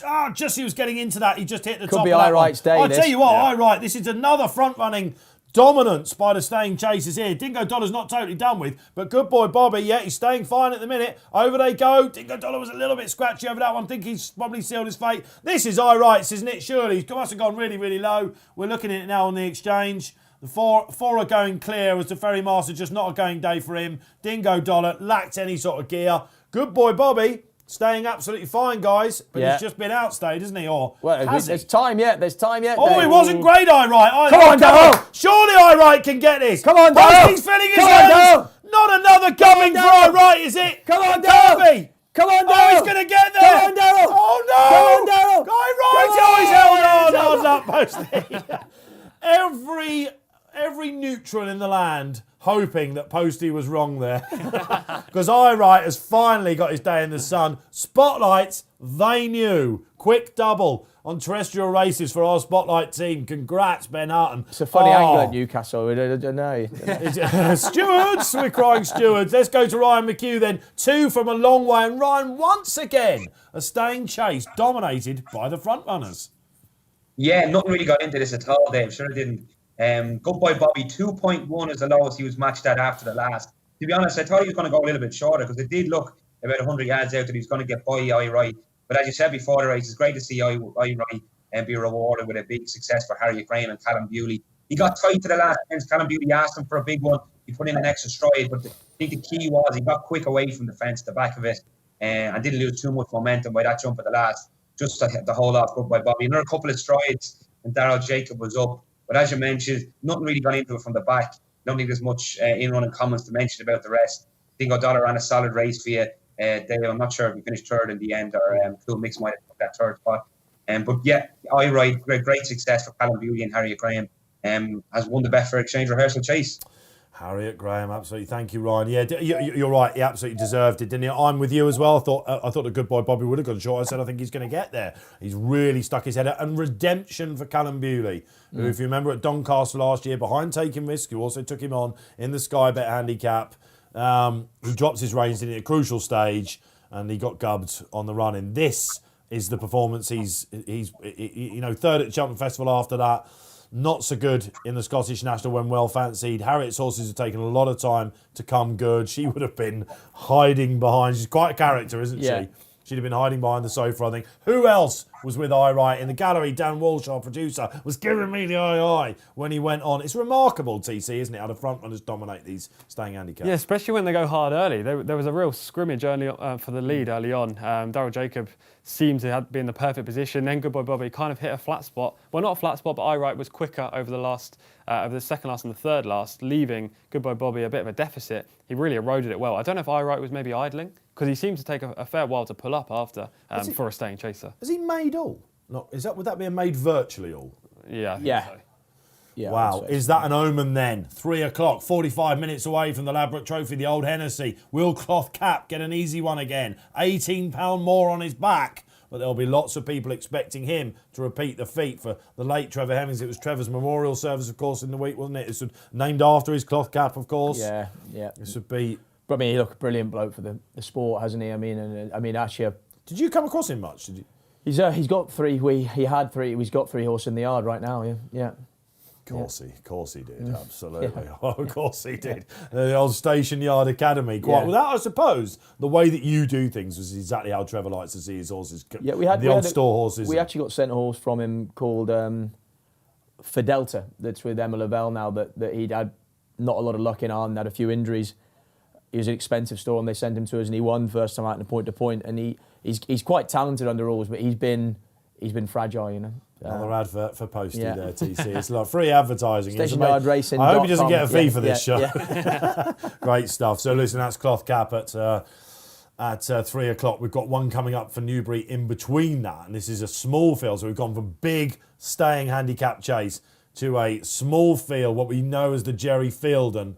It's now, of course, the intermediate hurdle listed race. There's your Betfair SP for Right. Great to see him highlighted there, isn't it? Absolutely marvellous. I imagine they might even have it would probably be Scottish National again, you think, for Right, wouldn't he? Yeah. With the connections, etc. before the Grand National this season. You wouldn't pitch up at Cheltenham again for the Ultima or the 3 mile handicap chase? Did he just leave it behind a little bit, would be my question. Because he was well fancied in the Scottish National, wasn't he? And he's only 10th, of course. Yeah. well behind Dingo Dollar. I don't know if it was me and I was, Harriet Graham's racing manager. I'd be saying maybe not Cheltenham this year. Give it a miss. Give it a miss. Yeah. I think there's a lot of horses that want to run the Scottish National might well do. Okay, we've got to move on. There's the market on screen. Before we go to TC and his horse, Soaring Glory, does Ryan McCue like the fav here as well? I don't, Dave. I'm going to take him on. It's a real price whether you're back or later. This is just a shade under even money at the moment, Soaring Glory. The reason I'm taking him on is the small field putting me off him here. I think he's best when there's a strongly run race and a big field and he's able to travel well in his races. He's a really strong traveller. I just think the small field will be against him here. And he's top weight. He's giving weight to all of his rivals, his 3 rivals as well. So if Tom wouldn't mind, I'm going to put in a £50 lay bet on Soaring Glory at around 1.98. As I said, these sort of prices, it's 50-50 or one way or the other. I'm going to lay. I'm just giving. I think the race might get a little bit messy. Gower Road obviously improved last time to win at Cheltenham. He's a big player in here as well. And I think the outside of the 400, one more for the road. Mark 133, I think, might underestimate him a little bit as well. He beat a nice horse of Alan King's 2 starts back at Stratford. Jack Quinlan takes over the ride on him. I think he's a player as well at around 9.6. But for me, I just think it might get a little bit messy and it won't suit Soaring Glory. He's better off coming off a really strong gallop and maybe a bigger field. So he's 1.97 at the moment. It has to be said he is well backed. He was odds against all morning. He's now into odds on. But for me, I'm going to take him on. What do you lads think? Gower Road, absolutely. Yes. 4 last time out winners in this. It's cut right up this. And we thought at one point Montmoral might run it before it turned out he wasn't actually qualified to run it because of that run in France. Thankfully, Newbury's loss is definitely Newcastle's gain at 3.15 in the fighting fifth. But we ought to give the floor to TC. I remember you came in on Betfair Hurdle Day, which was rearranged on that Sunday. Yes. Nap, straight out the park. I was on it as well, but you stole all my thunder. No one remembers me in that race, TC. This is one of your favourite horses, isn't it? Yeah, when a horse wins a big race like that, then you've been on for a fair while anti-post, especially if you're not, like myself, a big anti-post punter, then you're going to love them throughout the rest of their career. I made the rookie decision not to back him first time up this year at Ascot. I was actually on Boot Hill that day. He finished 3rd. But Soaring Glory proved that it wasn't just a flash in the pan in the Betfair Hurdle. He was potentially disappointing at Cheltenham behind Appreciate It. I thought he had a great chance, but he was just too keen throughout that race. Potentially Cheltenham didn't suit either. And at Ascot, he really did prove that he's the real deal. I think he'll win this race as well. Not just a heart, but a head decision. What sort of price do we think we're going to go off? Because he's just under even money at the moment, isn't he? On the I think maybe 4 to 5. I'd be happy with 4 to 5 in this kind of race. It's not just the fact that I love the horse. I think the race is going to suit him. Now, I know Ryan said small fields aren't ideal. I think Poste agrees with him there.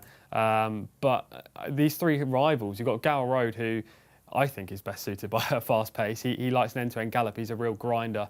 I was at Cheltenham. Gower Road? Yeah, I was at Cheltenham the other day. He quickened well off the bend, but I think he kind of needs that pace to get other horses, to lose other horses' acceleration. He's got Newbury form, hasn't he? Of course, you remember. He's suited by the... Was it Betfair Hurdle Day, in fact, when one was winning the Betfair Hurdle and one was winning the novice? He's suited by the long straight, I think, as well as at Cheltenham. Captain Morgs, I don't know what to think about that horse. Well, he looked better the further he went, Captain Morgs, at Ascot just a week ago, didn't he? And he is more of a sort of summer horse, potentially, Posty? Possibly, yeah. I mean, he just beat a yard graduate, Gary Claremont, as well, which was frustrating. He should have won that race. He should have won that race. They can't all win, Posty. I know. They can't all win. A moral win for the station. I'd like him to, though. Yeah. I'm with you, Gower Road. Are you with you? Yeah. I mean, I just think it's a price thing for me. Yeah, exactly. I just think at the price is a bit of value. I think I know what TC's saying at Cheltenham. I think Newbury would possibly suit him better. Like a long straight.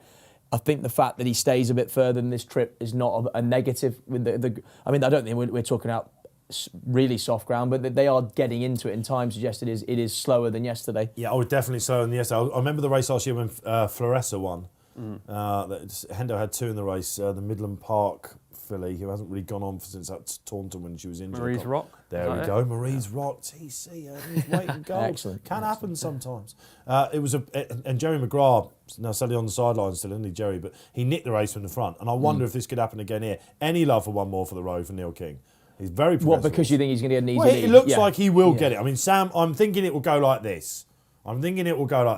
One more for the road. Jack Quinlan getting out in front. Gower Road not far off. Captain Moores, because he hit the ground running over this trip at Ascot last time, probably won't be too far off. And Soaring Glory will be sitting out the back. That's what, just waiting in the wings, having a little look around. Yeah, I mean, I love whatever it. that means. I mean, You've you got have a bit all of these style expressions. about you, haven't you? Oh, listen, Yeah. honestly, back in my heyday, Yeah. I could have done it. I could have done it. I've certainly ridden more finishes than you have. That's Yeah, for sure. I don't doubt that. Yeah, From the sofa, that's Yeah. for sure. I definitely have. Yeah, okay. I could have gone on and on about that with Poste. Cooper Square. Our dear old friend Cooper Square. Okay, Ryan, listen, we've been talking. What's the market saying? Show me the money, Ryan. Where's it queuing up? Yeah, Soaring Glory is strong enough for the head of the market. They 1.91, or 10 to 11 Soaring Glory. Gamble a little bit weak out to 4.4. There hasn't been too much going on in the last few minutes. Bar Soaring Glory has been strong. There's over 250,000 matched in the market on the exchange. That's just the win market. You obviously have the place market as well, which is 2 places, and you have a match bet market there too. But Soaring Glory is very steady, strong at the top of the market, I should say, at around 10 to 11 at the moment, Dave. Thank you very much, Ryan. Yeah, he's, that's where the value lies, isn't it, on the exchange? Let's face it. And I wonder whether this could be one as well, where he might go a bit bigger in running as well, potentially. Soaring Glory? Yeah. Well, if he's held up last like you That's what I anticipate, mean. then he'll probably go out to 2.2, I imagine. There's just such a bias, isn't there, on these on the early markets to front runners, and if you held up last in a 4-runner race, then you're going to be a bigger price in running. Mr. Soaring Glory, pressing the buttons for us today. He's on a mark of 149 now after that comeback win at Ascot. What's the ceiling of Soaring Glory? What do you think? How high does he need to go before they go soaring over fences? Or champion hurdle? Woo! Maybe. Well, listen, Epatante won this. Rock on Ruby won this prior to Champion Hurdle. We can see a Champion Hurdle horse here. We're talking about this all of a horse? sudden, if he wins today and he's off 155 or something like that, after today, where are we at? 149. 149, yeah. Let me just get this right. You're not saying he's going to win a No, Champion Hurdle, but that's there comes place. a point where else do you go if you're not exactly. going to go chasing You're with him? not sitting on the fence today, are you? No, not at all. No Let me fence. just remind myself, Ahoy Senor cannot win at the festival. Yeah. That's what you said. He will hate Cheltenham. Yeah. And now Soaring Glory will end up in the Champion Hurdle. Well, I suppose, he was a big disappointment in the Supreme, wasn't he? Yeah, The market seemed to know. He's probably left it behind in the Betfair. He bumped into a really good one, and appreciate it. Well, but they all did. Yeah, but he was too keen early on. I don't think Cheltenham is the best track for him either. That's yet to be proven. He's not really had that many starts there, so you never know. But I think he's a Champion Hurdle quality horse. I don't think he'll win the race, and I don't think he'll probably finish in the frame because I don't really think Cheltenham suits him. But I think he should be in a race like the Champion Hurdle. If he doesn't win this, Well, he should win turning this. 7, do you think they will be tempted to go over fences? Could he be one of those? You see these nickel horses, don't you, that are waiting to go. Let's find out how good they are. Well, I think lucrative hurdle path, of course. Goshen's a good example for a horse that's kind of not lived up to the exact standard that we thought. Suggesting he's going to jump a fence. They should send him. They should 100% send him chasing. I don't know what you guys If I think. closed my eyes, it was like Rob Way was in the vicinity. He's not going to win a top quality hurdle contest. I actually thought he ran well the other day at Ascot. I thought people were a bit disparaging. He travelled looked nicely. like he was good. The danger coming to the final hurdle. I don't think he quite got home. His first run I think of the that's season. just I know a lot of people Goshen, disappointed me because they just still because of that triumph run, and again what we saw at Wincanton. Yeah, 2 really good performances, and then the others are all disappointing. Oh my Goshen. Exactly. Proper talk. I still think there is definitely prizes in Goshen for sure, but it's just all about the trip with him for me, I think. Fences for me. I'll be backing him over fences if they send him over. Gary Moore, if you are listening, and the team who brought up the They 1,000. have nothing to lose by having a go, have they? Exactly. He He could be a better horse, a revived horse over fences. He's young enough, isn't he, to have a Oh, yeah. future, that's for sure. Yeah, all right, great stuff. So much still ahead of us in this jump season. It's going to be ignited, isn't it? And we think, hopefully, in around about 45 minutes' time, we really start to get going because we've got the big field in the Ladbrokes. Then we've got, of course, the Fighting Fifth at 3:15. We sign off here. We're having good fun this afternoon on Racing Post Live at 3:30 with a really interesting 2-mile handicap chase. But for now, will it be cat and mouse in the Jerry Fielden? Ryan, a final word from you just as the flag goes up? Yeah, one more for the road, strengthen up a little bit. I think punters, I've seen him probably going to make the run, and he's into 9.8. Soaring Glory is after BSP in 2.0, so bang on even money, Soaring Glory. As expected, he's after jumping off last, but one more for the road. If they give him an easy time of things in front, I think he could be hard enough to catch. 9.6 at the moment he is to back as they come towards the first hurdle. Yeah, and it's often the front runner we see, isn't it, Ryan, that comes in for a little bit of love. Over they goes, big and bit of what we call spit skew whiff there over the first. But as expected, I think I've called it. One more for the road. Gowell Road having a little tug. He's down from 2 mile 5, of course. Captain Morgs, not going to want to get too far behind. And where's Soaring Glory? He's doing that, yeah. He's doing that under John Joe O'Neill Jr. Great to see John Joe back in the saddle. Someone needs to turn that dance into a GIF. Yeah. What was it, the old Chittabello? Yeah. Maybe that's what it is. All right, so we're going out onto the far side then. Good luck wherever you played here. Let us know, again, Ladbrokes Trophy selections. Let's build them up. We'll give you a shout out. This is your place to hear your voice heard, of course, and you'll get to know exactly where we think your money's going in that one. It's still a beautiful surface at Newbury, isn't it? It is stunning. Yeah, it's a how can anyone complain about Yeah. this is perfect, isn't it, this sort of stuff? For racing, full stop, flat or jumps, it doesn't get much better than Newbury, to be honest. Soft side of good, as the professionals like to call it. Poste, of course, is one of those. All right, one more for the road. Is revving up in front, isn't he? And I like to see this, actually. Do you think that Gamble Road will be well suited by this? Or TC, you're getting confident now? Well, I think it suits both Gamble Road and Soaring Glory. Both probably didn't want to be in a dawdling race. One more for the roads. Obviously, he got into a nice rhythm. He jumped that first hurdle down the back in a real nice way. Gamble Road diving at them. Soaring Glory a bit hesitant. Probably drifting out in the exchange, maybe. Let's go to Ryan. He wasn't that clever there, and he's, 5 lengths off the leader, Ryan? What's it saying? Yeah, still buying on even money on the exchange. Punters can't make up their mind whether to go odds on or odds against. As you said, he's about 5 lengths off the leader at the moment. But for my lay bet, I was hoping that Jack Quinlan might go a little bit slower. The Soaring Glory is jumping very sketchy at the back of the field. I'm surprised he's not bigger. He's now out to 5 to 4, getting a little bit bigger all the time. But the small field, I don't know if it's suiting his jumping. He's not really respecting his hurdles at the moment. He's getting in very tight and flicking them, which you don't like to see. He's out to 11 to 8 now on the exchange. And one more for the road is after coaching a 3 or 4 length lead. Is now into 7 to 1. Captain Morgs is travelling away sweetly as well. But Soaring Glory is on the drift at the moment, Dave. He's out to 5 to 4 on the exchange. It's all about what the front runner's got left. But this is where the exchange shows what people's opinion about horse racing is. And despite the fact he's doing nothing right out the back, they know the best horse in the race is Soaring Glory. And he's not gone any bigger than that 5 to 4, 11 to 8 TC. Yeah, I think that's probably about right. Obviously, you'd like to see him jump a little bit better. Gamble Road as well, I think he's not jumping great. Captain Morgs and the leader, one more for the road. The two outsiders in the field are jumping best. It's all to play for, though, as they come for home right now. All right, will we see a champion hurdle contender in the Jerry Field? And it's still one more for the road up front. Jack Quinn loving life at the moment. Gamble Road on his tail. Captain Morgs, he's going to hit a flat spot at some point. When will it come as we come to this famous third last? It is the third last, Posty. The famous third last, which I've never, ever heard it called before. But anyway, yeah.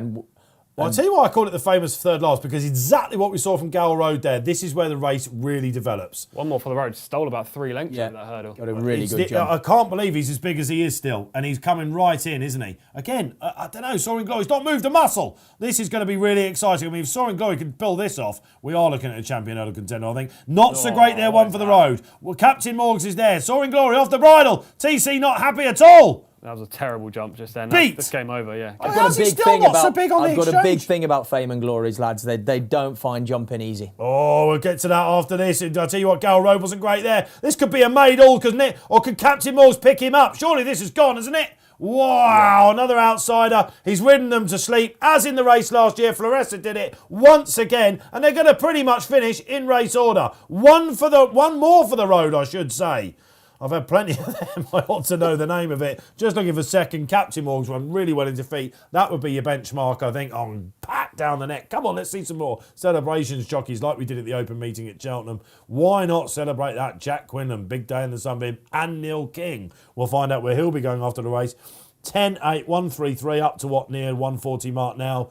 Soaring Glory, bit disappointing. Never really looked happy, did it? Let's go to Ryan. When did they know on Soaring Glory? I suppose about 2 out, Ryan. Yeah, 1.85 was the shortage Soaring Glory went the whole way around, Dave. So I don't think punters were ever too happy. It was the jumping more so, I think. His jumping is really poor today. He's usually a decent enough jumper, but I think the small field has caught him out. He wasn't concentrating on his hurdles. Great ride by Jack Quinlan. He said there wasn't much pace on in the race and that he might be off a decent enough mark. And he gave him a brilliant ride. They closed to him a couple of hurdles out. Captain Morgs hit 1.7, so went just under 8 to 11 to win the race. Gamble Road also went even money. So there's plenty in running action. There's over 700,000 matched on the exchange, but a really good ride by Jack Quinlan, and he fended them all off. As you said, there wasn't much change in the order. Soaring Glory never got out of last. He's not one to give up on, though. I think maybe off a lighter weight in a bigger field, stronger pace, I think you'll see the best of him, but he definitely was disappointing today. His jumping went to pieces, and that's something he's going to have to sort out if he's going to get back to winning ways. Yeah, okay, absolutely. All right, thank you, Ryan. Who saw that? I mean, a long way out, and we're watching him turn into the home straight. We can see on the replay here. It was a gimme, wasn't it?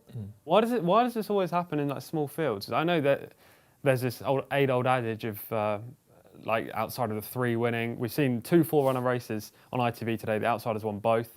Why do the outsiders always lead and the other horses just give them the free rein? Like they don't think they can win. You're incensed, I can tell. Well, it seems to happen quite often, which is why the outsiders win these small field races, because they get the advantage out in front. Look, he jumped brilliantly, take nothing away from him, and one of the biggest victories in Neil King's career and Jack Quinlan's career. Obviously, Lil Rockefeller for Neil King was the number 1, but I just think Captain Morgs, for example, should have been closer. Soaring Glory, he just didn't jump well, so there was a clear Bit excuse. flat today, wasn't he? I think we can say as well. He just didn't pick up at all. If you're not going to jump your hurdles, which is literally the name of the game, you're not going to win a race, especially when you're Gal last. Road, do you think, like down in trip? I don't, Well, that has caught him out a bit. He was coming didn't back for second, wasn't he? But Yeah, why he he didn't didn't jump apply well more either. pressure, maybe? Yeah, he should have applied more pressure. I don't understand why you just gift a horse a lead in small fields. I tell you especially when what, they're talented. I tell you what I think about Gal Road. If you followed Gal Road's career, and Barry Orr's a big fan of this horse, when he ran in the county, I think it was, at Cheltenham, they knew that they did way too much too soon on him.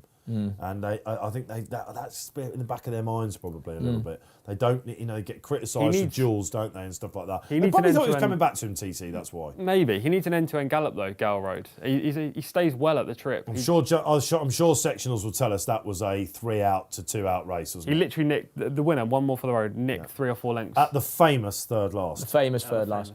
But I think the thing to take away from the race, he got a good tactical ride in the end. The horse, the winner jumped better than the rest. 100%. Yeah, it'd be really interesting to read the analysis, of course, which you can do post-race, around about 45 minutes after the races. Our top analysts put them on. It'll be interesting to see whoever's doing that today, what they make of that. They'll be looking at all the sectionals and the form and all that sort of stuff. And also the quotes from Neil King, who's probably saying, well, this is one of the best horses I've trained. He's going forward, and we'll be looking forward to a Betfair hurdle now with him. Can be one from the front, that race. Potentially. Yeah. Depends how much he goes up the weights, I presume. But And Soaring Glory, 6-year-old rising 7 now. What do we reckon out there, people? Soaring Glory fences? no, I keep him over hurdle just for the time being. For the rest of the season, maybe. You've got to put a line through this. He just didn't jump well at all. The race probably didn't pan out, ideally. Where would you go? Ascot back at Christmas for the valuable Betfair handicap there? Sounds good to me. There we go. Absolutely. Captain Morgs has run really well, hasn't he? Rock solid horse. I'll be happy with that. Yeah, he's backed up his good performance last He looks week. a chaser to me as well. Yeah, for sure. I mean, like I say, I have a bit of a thing about like Soaring Glory. These Famings Glories. Tell us a bit about this. They just lack a bit of confidence with their jumping, I always feel, starting off. It takes them a long time for the penny to drop with it, and some of them maybe just don't ever really. And there's no doubt Soaring Glory is also the massive engine, but he is prone to being sloppy from a jumping perspective. Well, Weatherby we saw, didn't we, in his novice season? That win. was probably the race that consigned him to the Betfair hurdle, wasn't it? Mm-hmm. I think. Very interesting indeed. All right, okay. That was the Jerry Fielding as we know it. Well, that was one more for the Rhodes race. Warming up now, aren't we? 2:30. We've got an hour left here on RP Live. Delighted to have you with us. You can see the viewing numbers getting up, absolutely. Let's hear the chat then. I think they've been building them for us. Come on. We've got, plenty of time now to talk about. Have we seen anything Cheltenham-wise? Am I right about putting the kettle on in the Ryanair? I think I might be. What about tomorrow at Ferry House? Is put the kettle on your nap, anti-post nap. Well, at the moment... I mean, I'm not going to boss his Oscar her, you know what I mean? Like, which everyone remembers of TC. I feel like you are doing Still a now. painful. He knows the game, TC. Did you notice when he was talking about one more for the road there? Yeah. He said Neil King's best, and then he knows the game, TC. He's watched Rob Way get pelters and pelters, and he quickly put the disclaimer in there about Little Rockefeller. Yeah. You have to save yourself. You have to save Absolutely. Now, what I'd really, really like to do is, okay, you're right. We're going to get some. I'm going to give you a reminder of our ultimate Cheltenham Festival experience in a minute. What I'd like to do is, I might like to go down the field here with the Ladbrokes Trophy. We tend to do this, just a line on all the runners, because I think it's worthy of that, isn't it? Do you not think? Yeah, it's one of the best races of the year of the jump season. It's a phenomenal race, and brilliant horses like Denman have won it. So why not? Yeah, as an analyst, I remember this race when I first wrote about the old Hennessy as it was then. Madison de Burleigh's year. Was it Madison de Burleigh? Yeah. Tom Scudamore. Yeah. pulled that out of nowhere. Grey matter's still somehow working. I remember that was the first time I wrote about it as a young analyst. I remember feeling it was rather special. Was that the race that consigned big bucks to a Staying Hurdles campaign? Sam Thomas won't want me reminding him of that. You could be right. Let's have a look back. Anyway, it's a very, very special race. But before we go down it, a reminder then. Let's get it up. Some more oohs from the panel, please, Ryan. I'd like an ooh from you out there as well, because I'm sure you'll be entering this. It is the Christmas countdown, the ultimate Cheltenham Festival experience for you and 3 friends. The prize includes 5-star hotel, helicopter transfers, as you can see there. Ooh. The Racing Post helicopter. Woohoo! Not sure if you win the watch. How to enter? Just place a bet on the Racing Post then on the below dates, 19th and 26th of Nov. That's past now. And December 3rd. 17th and Boxing Day, which we will, of course, be with you with our festive hats on. You're in on Boxing Day, aren't you? Yeah. With the great G-Man. Festive lineup. Yeah. He wore a moose on his head last year. Oh, did he? Yeah. We had Christmas hats. Who remembers that? And actually, beforehand, we had Enzo in as well that day. And Enzo sat down and Enzo quickly went for the play it straight with a Santa hat. I think I had a Christmas tree on or something like that. And G went, I'll have the moose. Oh, of course. And when he did the Bob Oninger Brave Man Game comment, someone did a meme of him in that. It was like, that's all we need to say. We're going to have some fun on Boxing Day, King George Day. So listen, get involved if you want to do that. What a prize. Cheltenham Festival with crowds is back. Cannot wait. All right then. Let's hear from you out there. Ryan, a quick look at the market before we go down to my man. Elkat Darir, how short can he go? Yeah, Eclat de Rare, 4.7 he is now, Dave. One of the shortest prices he's been all week, I suppose, for Rachel Blackmore and Henry Bromhead. He's one that if he does go and win this race, that you could see turn into a real Gold Cup contender, given he's lightly enough raced. And any time he stood up, he generally won. So he's one, if he does happen to win, the Gold Cup market will get a little bit of a shake-up. Of the rest of them, you can't really see too many of them getting involved in that type of market. But Eclat de Rare, punters like him at the moment, 4.7 he is. We're paying 6 places on the Betfair Sportsbook to each way punters. The next 2 in are Fiddler on the Roof and then Rillo, the home challengers. And then you have On the Ropes, has been a big drifter all week. I think he was short, was 4-1 for the race, anti-post, after his win in the Munster National. But he's out to 10.0 now in the exchange, at around 9-1. But he's been weak all week. And Willie Mullins' other 2 runners, Animix and Brahma Bull, I'm sure there'll be plenty of 5ers and 10ers going on them, given the fact Willie Mullins is sending them over. But they don't look well handicapped, either of them. And they're both big prices at 46 and 55. But Eclat de Rare, as I said, is very strong at 4.7. And he could get a little bit shorter as well, given the Rachel Blackmore factor as well, Dave. Yeah, I think you might be right, Ryan. Okay, fair enough. Now, before we go down the tips, we've got plenty of time. We're going to get the social build-ups as well. Loads of tips coming in, as we wanted for the Ladbrokes Trophy. I want them for the fighting fifth as well. Don't forget, there's that poll out there as well. In YouTube, Chatland, and of course Facebook Live as well. Loads of good clips on Twitter this afternoon. Really enjoying this. Crescendo now, chaps. Shall we go down? TC, I'll give it to you. Brahma Bull, a line, please. A mark of 158. He's at the top. Yeah, he's a 10-year-old. Top. It's really hard to win from top weight in the Ladbrokes Trophy. He's got a good handicap chase form, one at Punchestown back in May. This looks a stiff ask on his recent efforts, I have to say. Yeah, no top weight in the last 10 years has won it. Take it away, Mr. Elkat Darir, because this is, as you said at the top of the show, one of your strongest plays of the day. Yeah, I mean, look, he was impressive the last day at Wexford. I mean, he did unseat on his previous start at the festival behind Monkfish. But I genuinely do think if there is a Gold Cup horse in amongst this field this year, then Elkat Darir is that horse. If he's going to win off a mark of 154, he's basically got to be Smad Place. He's basically got to be Native River. He's got to be that type of Gold Cup horse. A lot of you, including Tom Segal, does. Ryan McCue, cloth cap, a line on him. Yeah, obviously he's going to be prominent. Won the race last year. He's 18 pounds higher. But as we've seen up at Newcastle, it pays to be at the front in these big handicap chases. He's a really good jumper.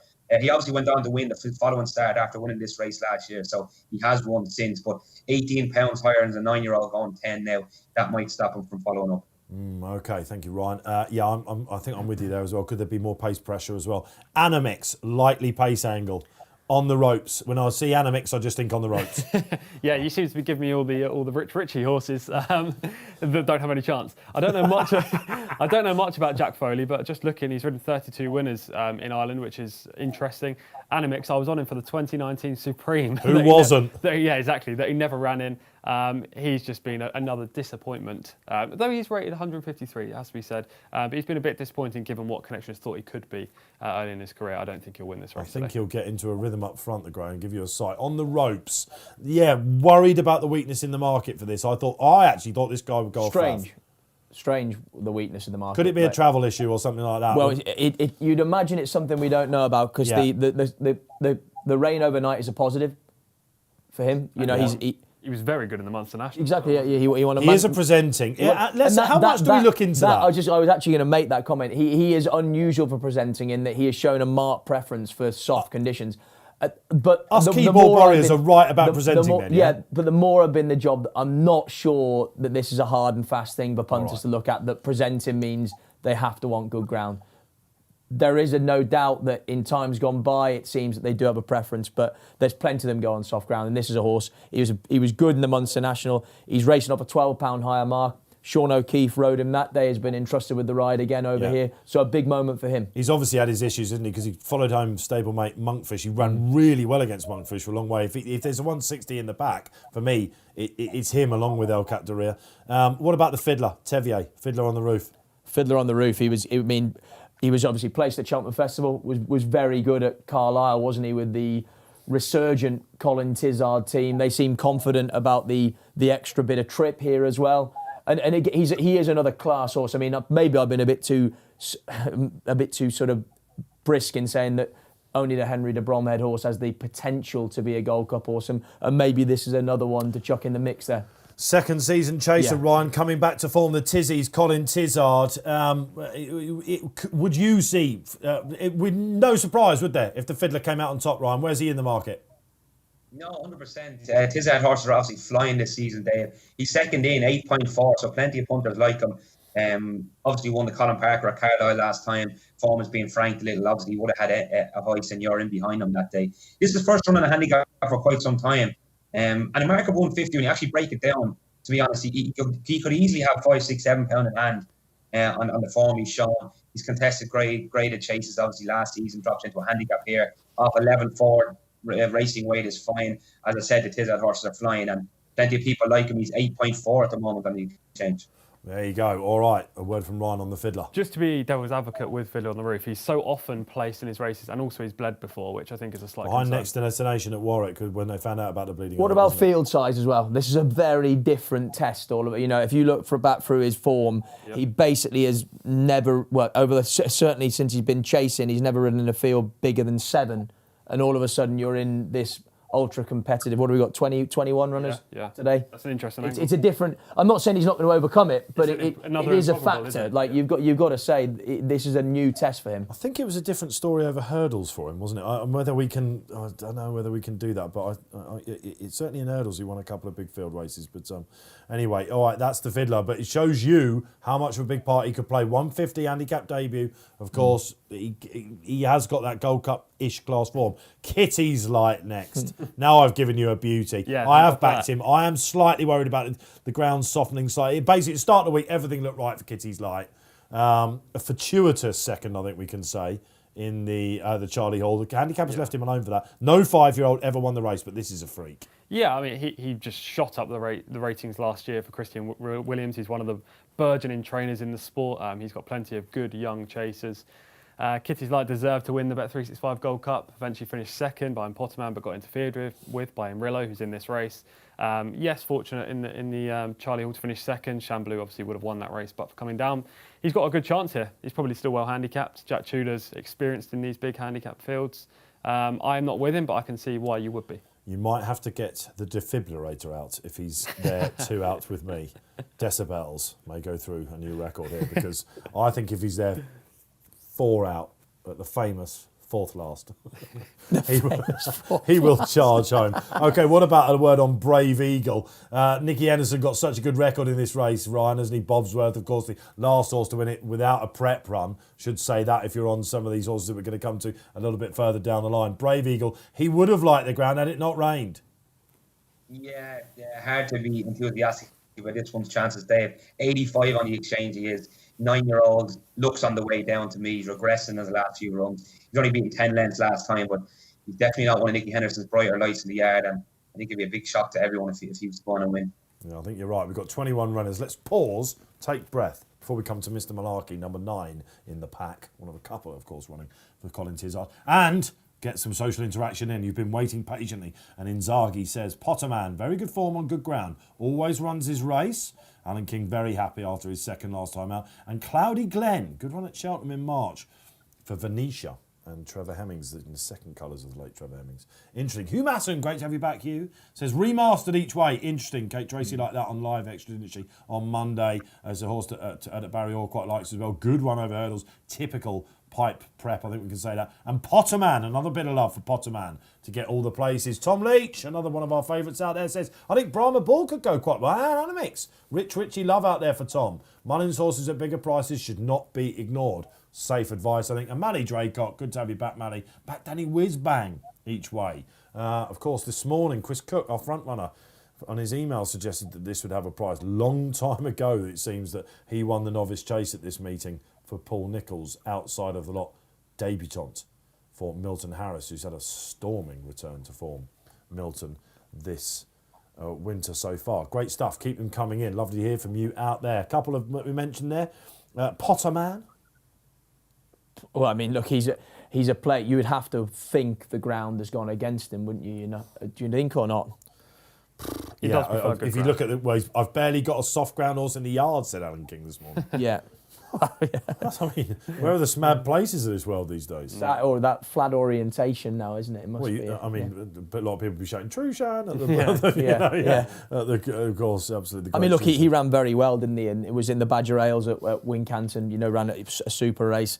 Yeah, like he's been very consistent at this. Our roving level. reporter James Stevens that day sent us a separate message for live, and he said, "Look, I've never seen Kingy smiling so much when he fortuitously won." The Bet365 on his sign off. He pulled up next time, didn't he? And then he did come back to form. And Alan just wanted that safe comeback coming in. He thinks he's got a right chance here, but yeah, ground there. Mr. Malarkey, I'll have a word on him. Harry Kimber, tell me about Harry Kimber. Do we know much about this chap? I think he's a pretty talented young rider. He's been having a bit of success for the Tizard Yard and look, again, it's a big moment being entrusted with a ride like this in a Ladbrokes Trophy. So. Yeah. You know, the 7 off is definitely not a negative. I mean, he ran reasonably enough behind Larry the last day, didn't he? Another pace angle, TC? Yeah, another pace angle. I think Harry Kimber's very highly respected by trainers. Emmett Mullins used him last week for right place, right time. And Emmett wouldn't just pick up a £7 claimer for the fun of it. No, he certainly wouldn't. Paul Byrne as well, of course, the owners of that. What about Copperhead? This is John Joe O'Neill in the plate as well. Course and distance winner. It's all gone wrong, hasn't it? Everyone thought he was, well, not everyone, but plenty of people thought he was going to be the next big thing in 2019, 2020 when he won the Rendhamstown. The RSA winner, they thought, didn't they? 6-1 he was sent off that day in the RSA. What's happened since? Not a lot. The Colin Tizard yards, though, have obviously been in bad form. Now they're back in some kind of form. This would need to be lost in translation, wouldn't it? It would be. That's the only thing you're clinging to, isn't it? Yeah, you couldn't back him on last year. No. Well handicapped. All right, we mentioned Potterman, that a lot of you like out there. What Spotlight, of course, going for El Cat Derriere as well. They're napping it. They like to do that with Spotlight teams. They're on a hat trick, aren't they? I think with our races as well. Absolutely flying. I'm going to give TC the floor with Enrillo. Yeah, I really like this horse. Paul Nicholls has talked about the Ladbrokes Trophy since he crossed the line in front in the Bet365 Gold Cup before being disqualified and placed third. He's just unexposed. He's won four of his six victories have come on his seasonal reappearance, so there is no doubt that he goes well fresh. He's well handicapped off a mark of 147. I think he could be definitely a graded performer in the making, and he handles Newbury. He's got course form here. He's got assured stamina, 1 over 3 mile 5 in the Bet365 Gold Cup technically. I just think he's got a great chance. Arguably the most likely winner of this race, I think. I flirted with tipping him as well, TC. Paul Nicholls very keen on this next destination, of course, rerouted to the Betfair Chase. Why? Because he thought this guy was thrown in still. If they had held on to him for a little bit longer, over further in the Bet365, would have been a different story, wouldn't it? Let's bring you in, Ryan. Enrillo, 17 runners in the past 10 years. Nicholls has got plenty of old Hennessy's in the bag, but Ladbrokes Trophy, he's only had 3 placed in that time. Yeah, Enrillo obviously making a seasonal debut, but we've seen Paul Nicholls earlier on have a winner with a horse off a breaking cab course. So Paul Nicholls is obviously a great trainer bringing horses back. Interesting on the ropes, has attracted a little bit of support in the last few minutes. He's back into 9.4. X at the rear is out to 4.8. Fluent on the roof is very strong as well. And Copperhead has attracted a little bit of support at 29 for the Tizards. Tizards obviously have a few runners in the race, but at the moment, Fiddler on the Roof is probably the best back in the last couple of minutes. He's into 7.6 for Brendan Powell who's been riding really well of late. Although he won't be going off favourite. Eclat de Rire will go off favourite. And it'll be interesting to see whether he strengthens or weakens Eclat de Rire in the 10 minutes leading up to the race. But I might actually get Tom to do my bet at the moment in the 7th place market. I'm picking Fortescue. He's 95 on the exchange to win. We're going to have something small on him to win as well. Just in case he does it, that's our price. But in the 7th place market, I think he'll be ridden to run well. He's generally a decent enough jumper. He's off a really light weight. He's around 4-1 at the moment in the 7th place market. So we're going to have £25 on that. And as well as that, we're going to have £10 to win the race at 95, just in case if he did win and we've nothing on a win market, it'd be fairly devastating.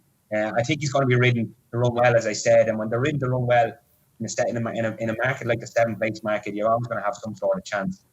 Plenty of these will probably pull up. I'm just hoping he's not one of them. And at a huge price, I think he'll run okay. My other one I liked in the race is Remastered. Had a run over hurdles to leave him spot on for this. Fergus Gillard takes the ride and takes off £3. He's a lovely weight as well, off 10 stone 11. He's generally a decent jumper, travels well in his races. He'll be towards the front as well, I'd imagine. I think he can go well. He's around 15.0. But yeah, we've had a small bet in the 7th place market on Fortescue. So when everyone else is kind of watching the first 5 or 6 come by the line, we'll be still watching. There you go for the old team of Madison Duberla. Yeah, Remastered, a lot of love out there for that. And Fergus Gillard. Who was the horse that he made his name on? The mud loving horse that they inherited. It was. They end up running in like a long walk, didn't it? Yeah, Haydock winner. That's going to really annoy me. We get them occasionally. Does it begin with M? Does it? It does begin with M. It says the keyboard warrior there. Main fact. How quiet is that keyboard in Dublin? Yeah, that's it, Ryan. Cheers for that. Absolutely superb. What about Canelo then? Another one for Alan King. Paul Keeley said this will come on for its run last time. Still has a good race in it. TC? Named after the brilliant boxer. He's unexposed, second run of the season, which is obviously a plus, especially for Alan King. I don't know about the ground. He's got good form on soft ground, but this horse kind of always fails to deliver, I think. I've backed him a few times and he just never really gets the job done.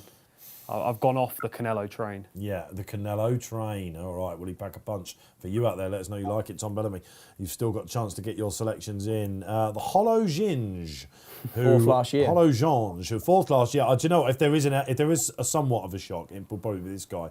I thought he idled a little bit out of the run. That caused a bit of controversy, people say, when I said that last time. I thought he sort of threw it away last time at Cheltenham. When they went for him, didn't they? A lot of the Shrewies saying this was the back class, which came to the fore, rhymed with 2 duck eggs next to his name. In fact, he pulled up and come back. Top 6 chance? Definitely, and the yard's in great form. So, you know, he's proven that he can be run very well in this race, you know, and act in these conditions. The comeback run, whether he should have run or not, whether he should have won or not, was still a positive. Yeah. And so, there'd be far worse 18-1 shots than this.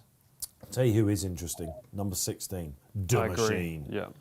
This is a horrible one for me, this, because I don't like him for this. I'm a little bit surprised they're going for it. I guess the fact they've got a 7-year-old second season chaser, done little wrong so far over fences off 1-4-2. If you're going to go for it, maybe go and get a big prize. Kerry Lee being ambitious. Richard Patrick knows him well. Proper animal, this. I'm just slightly worried about the stamina, and first time out is a worry for me. If he was turning up anywhere else in any other race, I probably would be having something on, but I'm not for this. And Kerry Lee's flying as well, aren't they? The yard's going great. Really good starts this season. Yeah. Feels like he's been around for ages. He's only had 9 starts. He's just an excellent jumper. I think that's the main thing for him. And second time off a wind-up is another good angle in a race like this. Beaten by Remastered, of course, in the Reynoldstown last year, but that race that he won at Uttoxeter on his comeback last year, it was sizzling for him. Just going back to Remastered, will he have the gears to dominate or lay up in this if the ground isn't riding very slow?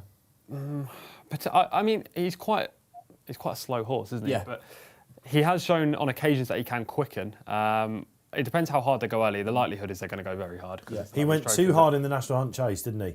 Possibly. He looked sort of 4 out, like he was going to take a bit of beating, and then he fell in a hole. And they probably then after that thought, well, let's go to Newbury in November. What about Cloudy Glen? We had a bit of love for that. Needs to bounce back off a wind up. Venetia Williams. How good was Fanny and Destraval at the track yesterday? A lot of you like him to run well out there. Stays very well. He won at Fontwell, didn't he? Basically, took his form to a new level there. So I find it quite hard to see. Go on, you go, mate. I don't like Cloudy Glen in here. First time wind up, first time up the season. Probably prefers softer ground. A very difficult race to win as well for a horse of his nature. Fortescue, we know next on the list. Ryan McCue had a little bit on that. Was one place ahead of Dingo Dollar, around third in the rehearsal chase when warming up on his return. Hugh Nugent, big day in the sun for him. And Henry Daly's had a fair start to the season as well, hasn't he? A few winners here. Yeah, he has. Yeah. I mean, I struggle to see Fortescue, but it's out there. Fullback, wheels have fallen off this chap, haven't they? Fullback definitely would have had a prep run. When he was coming back last time. 10-6, Jamie and Gary Moron. Did anyone see the Nassalam race yesterday there? In the novice chase. Yeah, he was fortunate. Backed off the boards, wasn't he? It's moral third, it's fair to say, but jumping is the name of the game. True. And they brought up their 1,000th winner over jumps this week as well, didn't they? Amazing operation. Yeah, and 1,200 to boot on the flat as well. Yeah, it's incredible. Gary Moore, legend of a man. One more flurry for Ian Williams and your man, Charlie Todd. What have you told Charlie? No doubt you've had a prep talk. No, Charlie hasn't even rang me. No. What? One more flurry again. I think is best on better conditions possibly. He had a run behind Larry the other day. He was progressive in the spring. I'd be surprised if one more flurry is up to this. Get backing, people. And Danny Whizbang, who we saw a bit of love out there for. Headgear goes on. Yeah, he needs to come back with a bang. That's the lot then. We've been through the list. After all that, Ryan, as the parade goes past, we see them ambling their way down to the start. What's hot and what's not on the exchange?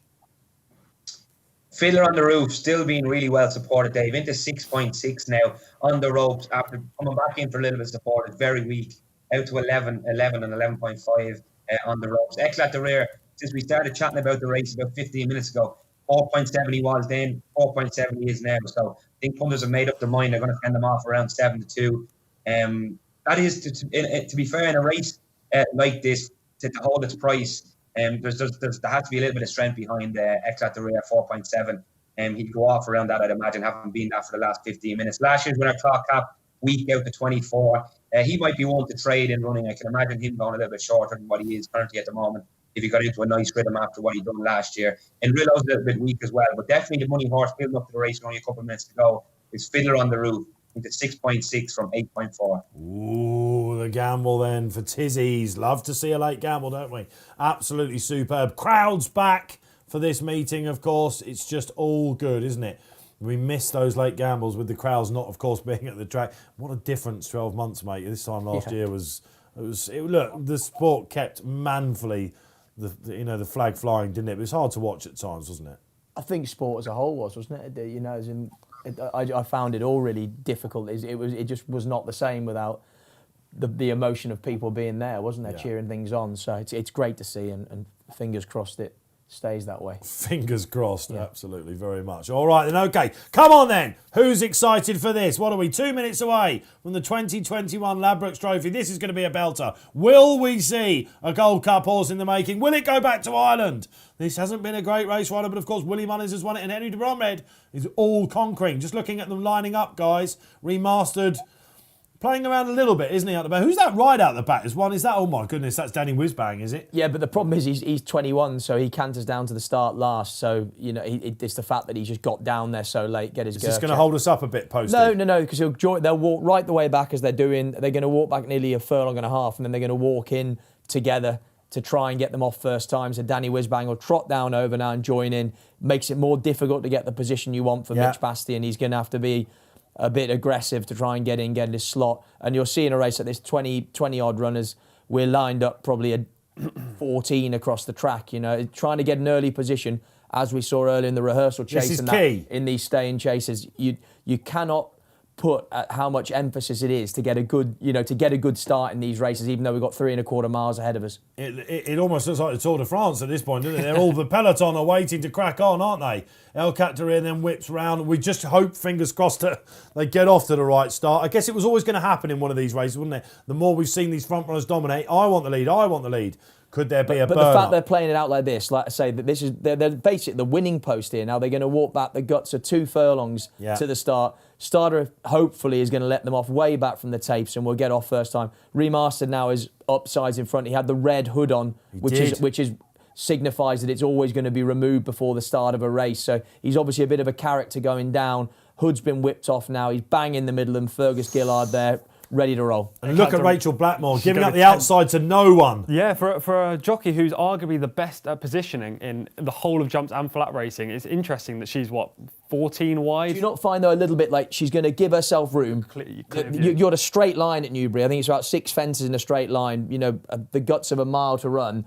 She's going to let everything unfold, and then she'll tuck in where she wants to be. A little bit like... Yeah, I think having, sorry lads, I think Rachel Blackmore, the horse having his first run in a big handicap fight, he just doesn't want to get him in behind, be a bit tight maybe to the first couple, because you can lose your race in the first 3 or 4 fences, even though it is a 3 1/4 mile chase. You can get further back than ideal if you don't get into rhythm. I think as he's playing, I think she's out Ryan. wide. Superb. Going to cut you short there, mate, because they are now flying off, and unbelievable scenes here on Racing Post Live for the first time. The Hennessy, as we used to know it, the Ladbrokes Trophy, is off to an absolute flyer. And cloth cap, Tom Scudamore, was not going to be denied. He's been a little bit skew with, looking for El Captaria. This is like the Grand National Ploy, as Ryan was saying. Get them over the first couple of fences, then get them into the race. At the moment, then remastered up their Copperhead loving life. Absolutely flew that. Charlie Todd, Postie's man. One more flurry. On the ropes, I saw a little bit skew whiff out the back there. Canelo out the back. Danny Wisbang has started fine. Brave Eagle out the back. Kitty's Light buried out the back. With Barry Allshope, De Machine, Fortescue, Ryan McCue like that one. In the midfield as well. Hollow Ginge on the outside. Great position on the inside, I should say, for Sam Twister Davies. Potterman, where Kingy likes them to be ridden. Brahma Bull out the back. I thought Animix would be showing a bit more. At the moment, though, it is last year's winner, Cloth Cap up front. TC, early impressions. Oh, I'm so happy with him, really. Harry Cobden got him jumping beautifully. He's in a lovely rhythm. He's just at the front, but in the middle of the field, which is great. Another beautiful jump there. 2 horses made mistakes early on the ropes, fullback as well. Also, I think Potterman made a mistake at the second fence, but is travelling back travelling fine now. Copperhead and obviously, is it Cloth Cap in the front, did you say? Or Cloth Cap? Cloth Cap's up the front. They're both setting the pace, and they've kind of slowed down now into the first bend. Yeah, now if you absolutely. So you're happy with him, Rillo, because he's close enough. Couldn't be happier. Jumped beautifully, in a great rhythm, and close enough to the pace. And in contrast to On the Ropes, who's amazingly right out the back. I didn't think I'd be seeing this. He's kind of been on the back foot from the word go. A couple of poor jumps, as TC said early on, and he's on the back foot right now. He's stanking the market, Ryan McCue, On the Ropes. What price has he gone out to now? And what price is the gamble in around about 6th place, Fiddler on the Roof? 19.5 on the ropes is out to now. As you said, he's jumping sketchy. If you're on him, you'd be really worried. Eclat de Rear was matched at 6.8 after a sign of a mistake, and maybe the second or third friends, but it's back into 3.9 now. And as we mentioned, Rachel Blackmore is in the perfect spot now in about 6th or 7th place. She's just under 3 to 1. Fiddler on the Roof is a nice position along with Willow too. Not too much change in the market though at the moment. So this will be fourth last next time round. Kitty's Light, unsurprisingly, out the back. Mr. Malarkey not going for it at all. He's being absolutely given a kitchen sink already by Harry Kimber. Fullback on the outside. Where's El Captaria, Posty? He's just following Remastered through. He's in about 6th, probably 3 or 4 off the inside rail. Very happy where we are right now. Where's De Machine, TC, on the inside? Yeah, right against the rail, just in front of Kitty's Light, about halfway down the field, maybe just in the second half of the pack. Jack Tudors surely has been told by Christian Williams to get that first circuit out of the way, then start picking him off one by one. This is a horse who fills his lungs. Do you remember in the Bet365 Gold Cup? He looked beat, but if you know Kitty's, he will just fly at the death. It's all about laying up. But at the moment, Cloth Cap is... Danny Wisbang, bad mistake, and a reminder on landing from Mitch Bastian. Kitty's Light also been just ridden. Slower in the saddle. Hollow Ginge going well then. One more flurry up there. So with a circuit to go as we go. This is water jump, isn't it? Water now, yeah. Let's see how they all take it. Copperhead not great there. Right out the back, isn't it? Brave Eagle. He jumped off upsides in front nearly. Brave Eagle's finding this way too competitive. Oh dear, doesn't like it at all whatsoever. Rain softened ground, not for me, could have a P next to his name. What a great sight it is to see them going out on the final lap then in the old Hennessy, the Ladbrokes Trophy. Competitive stuff. Out front, when do they start latching onto Cloth Cap, Ryan McCue? Yeah, Cloth Cap's into 15 now, along with Cloudy Glen, who PSP'd 38, and Cloudy Glen is tracking the leader, Cloth Cap. He's into around 14. Copperhead getting a nice toe into the race. But they seem to be going a decent enough gallop, and Rachel Blackmore on Eclat de Rear is now into 3.5, 5 to 2. The shortest she's been, now 9 to 4. So punters are liking her and running the position she's in. But at the moment, Cloth Cap, we said he might have been a trade before the race. He's now into 10.5. So punters like the rhythm he's got himself into in front. There's lots of whips being flailed out the back, TC, but a couple are in beautiful rhythms, including Enrillo. Yeah, Enrillo, Eckler at the rear, Fiddler on the roof, De Machine are all travelling well. Enrillo's gone. TC hampered badly as well. Kitty's light. That could be the end of that one. Just commentator's curse, TC. Fiddler on the roof, we keep being drawn to him. You're going to have to pick yourself up, man. Yeah, no, look, I mean, it happens. Bad mistake, Copperhead. Cloudy Glen made a mistake at the previous fence as well. The rear under pressure as well. One more flurry out the back, beaten. Danny Wisbang probably going to be pulled up. Mr. Malarkey as well. One more flurry under pressure. Kitty's light under pressure. What about the Fav, Posty? Fiddled it. Yeah, bad mistake. Fiddled away over the top of it. On the ropes is starting to warm up. Could this be? I'll tell you what, this is also... the rear is pulling up. Is he? He's gonna. Yeah. Okay, that's not good. All right, if you're on the big Fav, let's hope he's all right. He's gone wrong basically. Rachel doing the right thing, but up front as we approach the world famous cross fence, it is Cloth Gap. Cloth Gap takes him low. It's a 1-2 for the late Trevor Hemmings. Cloudy Glen following, remastered up there. The hollow Ginge as well. De Machine creeping into it. Fullback still there, even though he's taken a few fences with him. Yeah. A really good jump there. This is it's great to see them, isn't it? On the ropes, not so good there, but you sense there's a finish in him, TC. It's a Hemmings 1-2 at this point. Yeah, Cloudy Glen's going so well. Fiddler on the Roof's also moved into the race nicely in fourth, but the front three have just gained a couple of lengths on their rivals on the Hollow Ginge. Their machine travelled nicely, but might start to feel the pinch now. Yeah.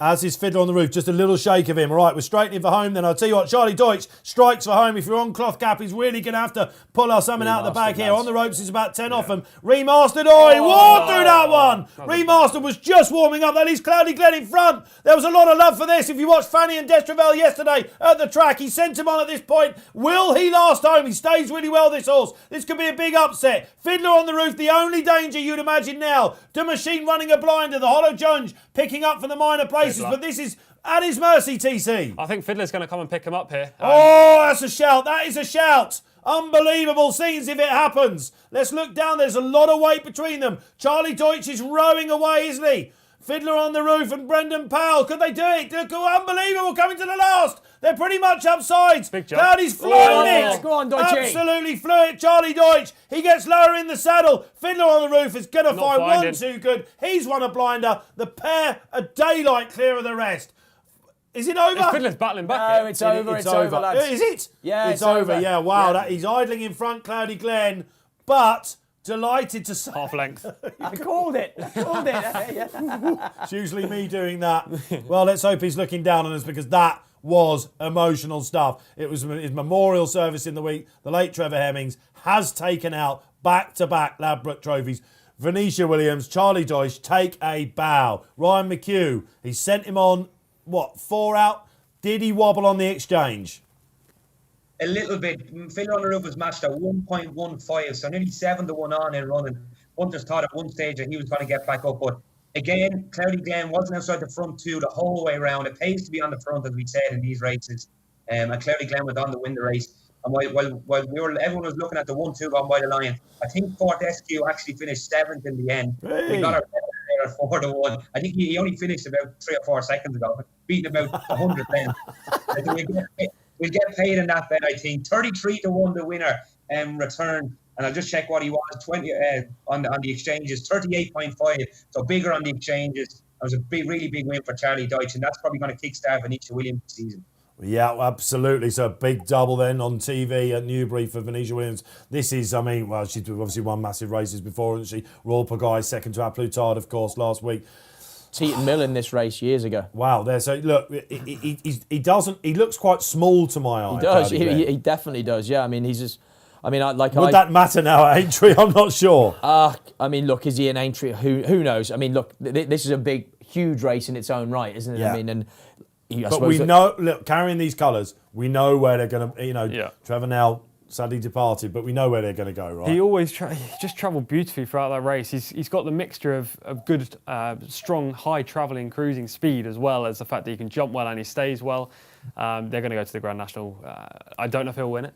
But look, it's an amazing training performance by Venetia Williams. Great ride by Charlie Deutsch. Had a good 2 days. I didn't fancy him beforehand. I said that when we covered the horse. No, it's hard to see. It was hard to see. I also just want to say I really hope Remaster's okay, because that was a cruncher. You have to think he would have been bang there. Yeah, I think he'd have won the race. Going back to the favourite, I'm not sure there was anything wrong with the favourite.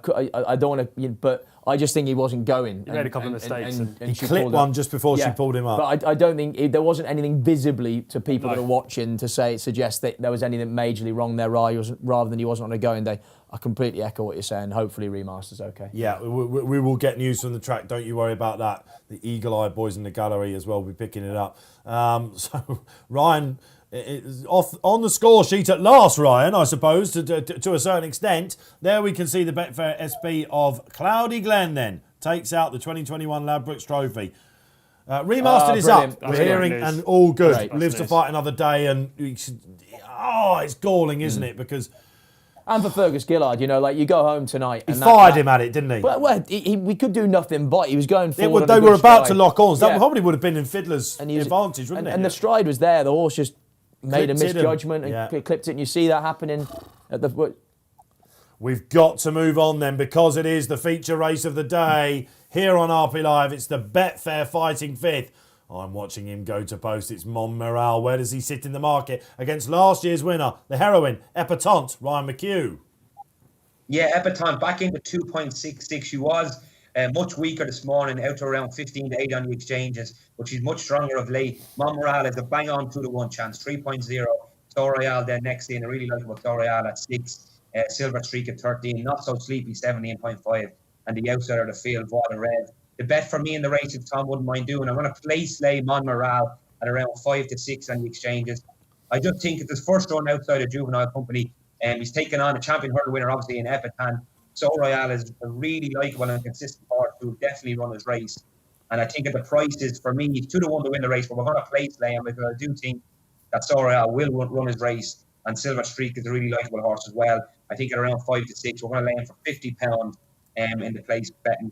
I think he might be better over further as well, Montmoral. So I'm happy enough to take him on. And as I said, Epatante in the last few minutes has been getting a little bit stronger in the market. So followers of hers will be happy to see that. We were getting on so well, Ryan, up until the penultimate race. I've backed this chap, Ryan, for the champion hurdle. Whether I can quite see that, I'm hugely excited about this. This is the race all week that I've been looking forward to, and it's because of Montmoral. He is. I mean, you watch what he did to Adagio at Aintree. Yes, Adagio had run in the Triumph. Yes, he clipped the last, but he was only just getting going on the run in this horse. This is the one, boys. This is the one. And we've had the rain now. And listen, the rain coming. He was looking at Newbury because he thought it might be a little bit softer. Paul Nicholls turned out he wasn't qualified for the Jerry Field. 4-year-old to win this in the last 10 years, Countrywide Flame, a name that a Triumph winner. Look, this is the real deal, this chap. It's just whether he's going to find Epatante too sharp, TC, isn't it? I completely agree with what you're saying. I'm with Montmoral as well. Epatante, if she bounces back to her best, which arguably came in this race last year when she beat So Royale, cruised past So Royale after the final hurdle as well, then she'll probably be hard to beat, in all fairness, and that's probably why she's favourite. But on her last 3 runs, she's been a bit disappointing. Yes, she's bumped into Honeysuckle. Back surgery as well. She made that error, didn't she? There are big worries about her. Montmoral, as you mentioned. This time last year, she was 6-4 to win the champion hurdle again. Yeah, amazing, exactly. Isn't it? Montmoral's smashed Adagio, smashed Nassalan, both of whom have backed up the form this year. I think he's the new star in this division. 5 of these 6 horses ran in this race last year. The one that didn't was Montmoral, and he's the one that could be the new star. And there he is in the champion hurdle market. I just think if you win this race, which is more than plausible in my mind, that's going to crash. So that's why I've got on. Definitely. And look, he could have easily gone chasing this horse this year. Yes, he could have everyone done. talks about he's got size and scope for fences.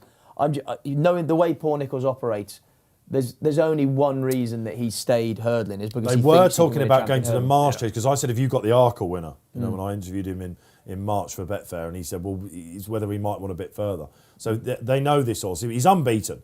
He's come from France, and Ferguson, Jeb Mason, and John Hales, and this is the one.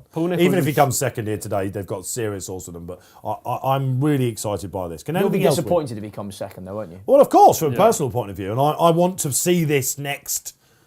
I believe in him. Paul Nicholls has had too many champions. He's been around for too long, training the best horses, to put a 4-year-old in a race like this without thinking that he's excellent. Yeah, okay, so he's forced it. Listen, okay, what have we got? Who wins the Fighting Fifth? Of course, 50% of you think Epatante should be an even money shot with Ryan McCue, who has place-laid Montmoral. Brave stuff. One of us is going to be right. Posty, where did you go in this, Everton? Monmoral. All right, 3 here in the studio then.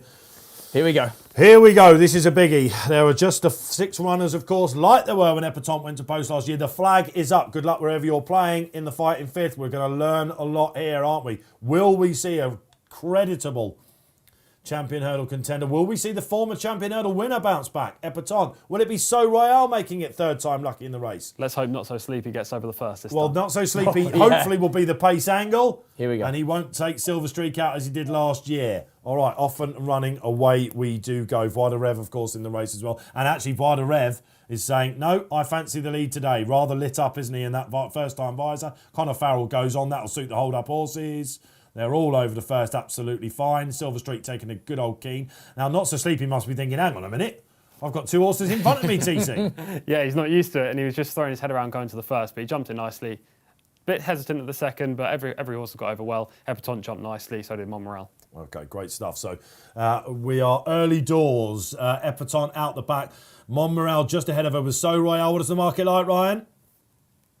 They love Epatante in running, Dave. 11 to 10, 2.1, and getting shorter all the time. I think the late money was telling. Went off 11 to 8 BSP on the exchanges, and she's jumping. They only jumped a couple of hurdles, but she jumped them really well. That would be a slight worry coming into it. She's now gone odds on 1.98 Epatante, and Monmoral is a drifter out to 4.3. But the race obviously hasn't got going yet. But punters are really liking Epatante in play here, and she's even money on the exchange. Well, it's interesting to see Monmoral being weighted with by Sean Bowen, is it? Because you'd think Epatante would be the speedy horse. Again, we don't know that much about Monmoral. Of course, listen, we don't know about 4-year-olds dipping their toes in. Really difficult for the 4-year-olds in the champion hurdle division. But we're about to find out as Vada Rev just about comes up on the first on the far side.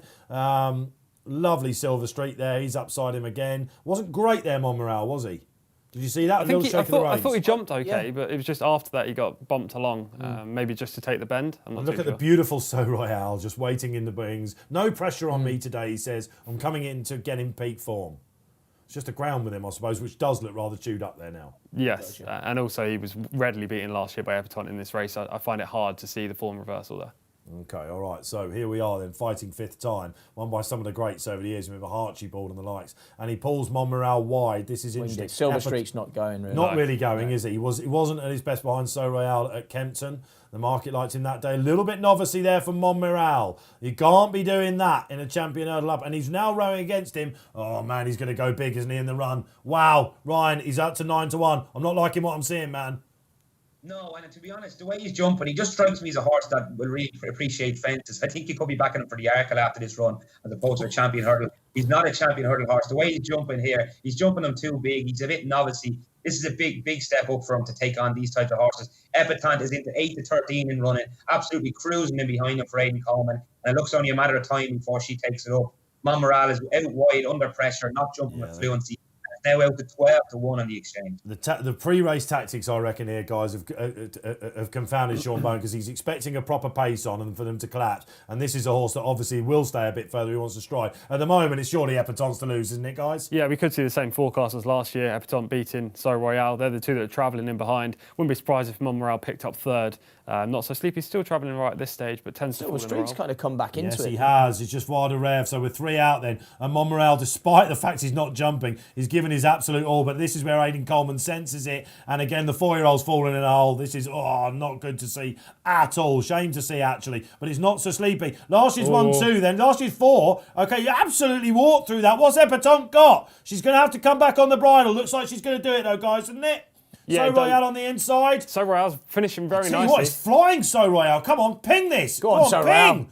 Could he possibly do this? This will be 3rd time lucky. Epatante. She's eyeballing him. I think she's just Go on, Not Sleepy. So Sleepy on the inside. What a dramatic finish we got. Sleepy. Epatante, she's not going to go down without a This fight. angle. Not So Sleepy on the inside. Epatante though under Aidan Coleman. Just, I think. Wow. Oh, goodness gracious me. We were served up an I think Not So treat. Sleepy, lads, no? I think Epatante maybe, but Let's it's go to very Ryan close. McCue. It's on the nod. The exchange thinks it's Epatante. I wouldn't be betting on it. It looks Epatante. She was matched at 1.4. She's now at the 102 after the slow finish. It looks that way. She's 104 now, 107, drifting a little bit. It looks as though Aidan Coleman's lifted her over the line. That was a lot more harder work than what it was looked it was going to be 2 out. Fair play, Ryan. You placed-laid Monreal. You called it absolutely in the run. I was expecting much, much more than that. Back to the drawing board with him. Painful watch for me.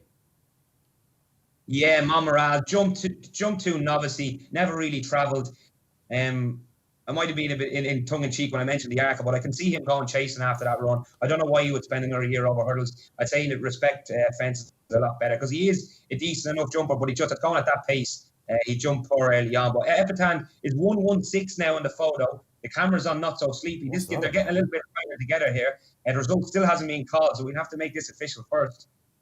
It's very bizarre, isn't it, that the cameraman's putting up... I felt sure Epatante had brave effort from Epatante, no matter what you think of it. I mean, like I said, my initial first impression was Not So Sleepy, but then when you see the slow-mo, it looks he's booked for third after not being great at the last, didn't he, TC? And he's come right back between So Riley's run a beautiful race, only to be denied again. It looked like he was holding Epatante all the way to the line, and then just in the final... Epatante's got her nose down. She won that race. Yeah, she won.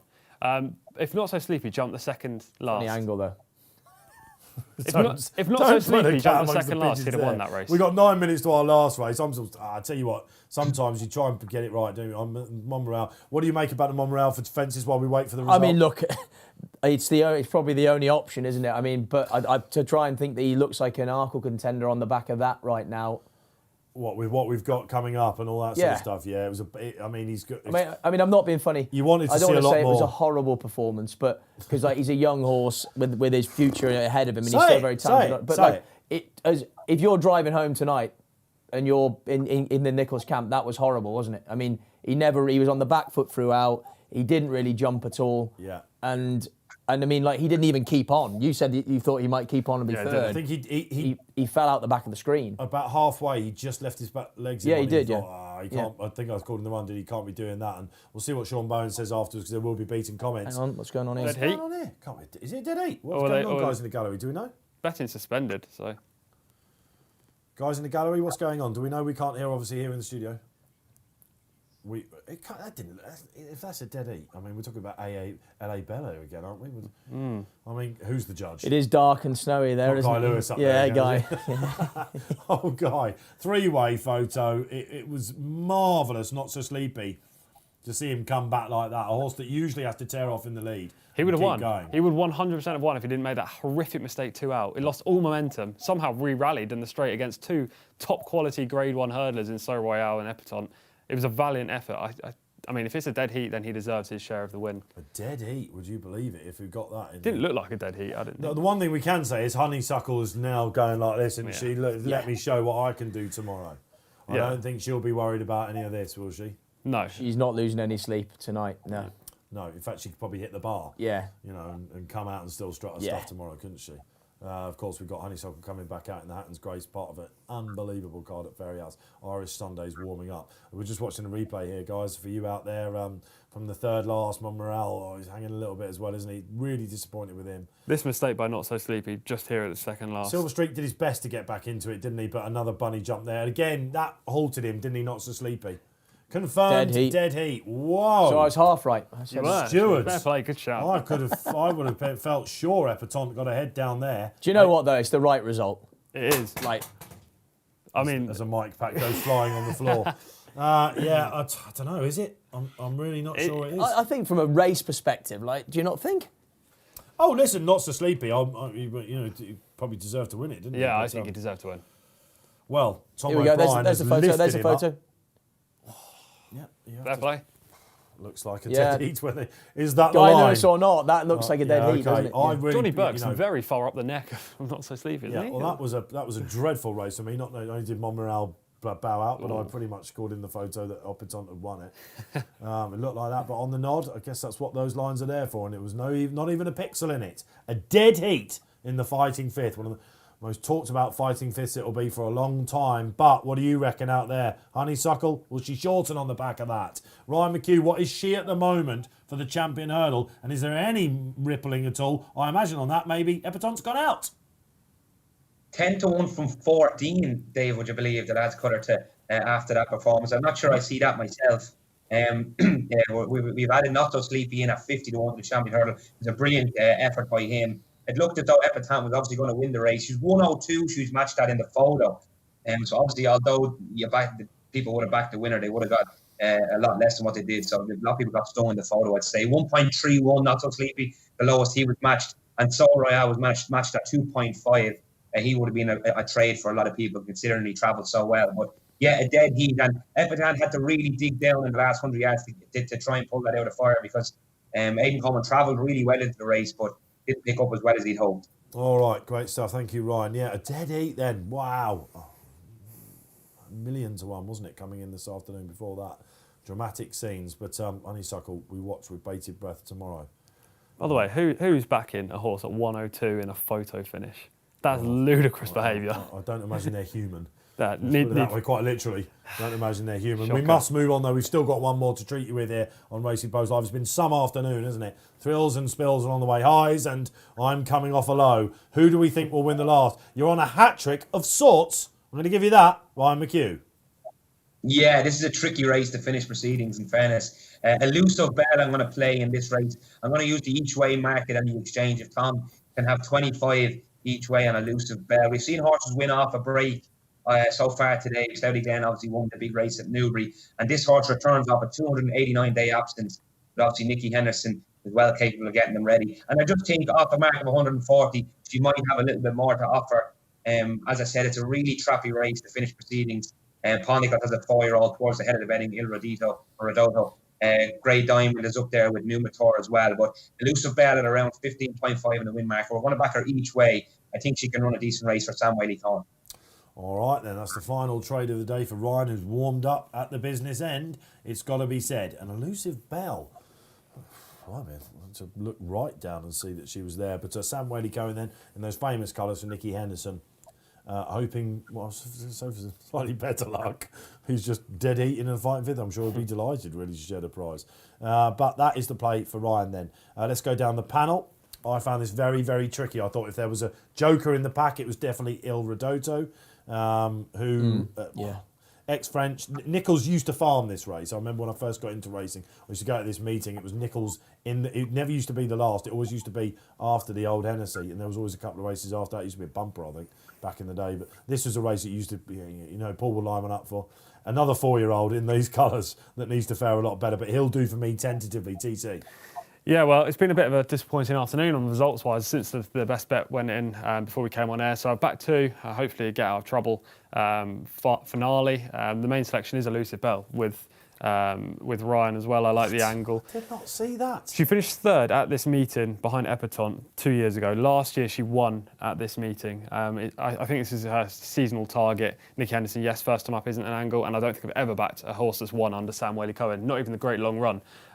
You've never backed a Sam Whaley-Cohen winner? No, don't think so. I tend to avoid his rides, to be fair, apart from Long Run. But hopefully today's the day that streak ends. And the other one I've backed is Frero Bamboo. Disappointed on the comeback, but clearly well treated on his best. And Venetia Williams, we've already seen today with Cloudy Glen, that her team are in fine form. So they're the two against the field for me. What a time to come round for the dentist, eh? Yeah. For TC. So if he doesn't need a filling tomorrow. He needs something to fill him in at the moment after the results. We started so well, didn't we? But it's gone slightly downhill. There's the market then up on screen. Poste in the lucky last. Frero Bamboo as well. Oh, now, if you're Charlie Deutsch, having just won the biggie, Yeah. and you've got to come out for this, are you absolutely mad up for it? Or Yeah, are you like, whoo? Pumped on you massively. Yeah. Get back on it and off we go. Definitely, yeah. Just to move on another race. Yeah. It's an angle I like to use, actually. Yeah. To be fair, winning jockeys in big races in the following race. It works loads in America on the flat. Obviously, I think it's got more of an effect than over jumps, but it's an angle I like to use. Had to get one mention in, didn't he? Had to get one mention in. All right, so Tom Segal likes Numitor, doesn't he? I had Tom talking last night on the show we did, and he's full on that. Eclair Dene is quite interesting. First time tongue tie. Again, another one with John Hales, and he's quite into Gumball in here. Liam Harrison, there's a young rider that is really on fire. Very good young rider. Yeah. Top of the conditional tree. He is leading the championship at the moment. He's going to, when the time comes that Paddy decides to call it a day, he's going to be Feggle's number one, obviously, isn't he? You'd imagine so. I mean, I saw someone putting it on Twitter the other day that that he was riding that well, that they should be considering it now. I mean, he seems to be I agree. I think it should be number one at the stable, personally. What? There you go. I think he's better than Paddy Brennan, in my own personal opinion. I know he's young and inexperienced, Gold Cup winning jockey. Yeah, but that was a while ago on a very good horse that Liam Harrison's never ridden a horse of that calibre yet. Well, however way you look at it, this is a young man. Yeah, and starring he's in very ascendancy, right? tactically aware, isn't he? He seems to be in the right Yes. place all the time, and yeah, I mean he's going from strength to strength, isn't he? So Virgil's got 2 good young conditionals as well. Conor Brace. he's another. kind of like, as in I think he's found it tough of Yes. late. You know, he was someone that 18 months ago was really in the ascendancy, and he's kind of plateaued a little bit at the moment. Don't know, he's like suffering from a bit of confidence, like a lack of confidence, but there's no doubt, again, he has a lot of talent too. But Liam Harrison has very much jumped up above him in the pecking order at Fergal O'Brien's, it seems, you know. All right then, well, okay, so we'll be watching some real skills in the saddle going forward. Hopefully in this race for you, wherever you're playing, good luck. Looks like Grey Diamond, it's, what's the other dye water source that's been racking up the wins in these colours? Before Midnight, isn't it? Yes. Is this another one that They're the punters similar like colours, I then? think. Not the same. Ryan McCue, we must be on post time. We've got 5 minutes to go. Could he go off favourite then, this Grey Diamond?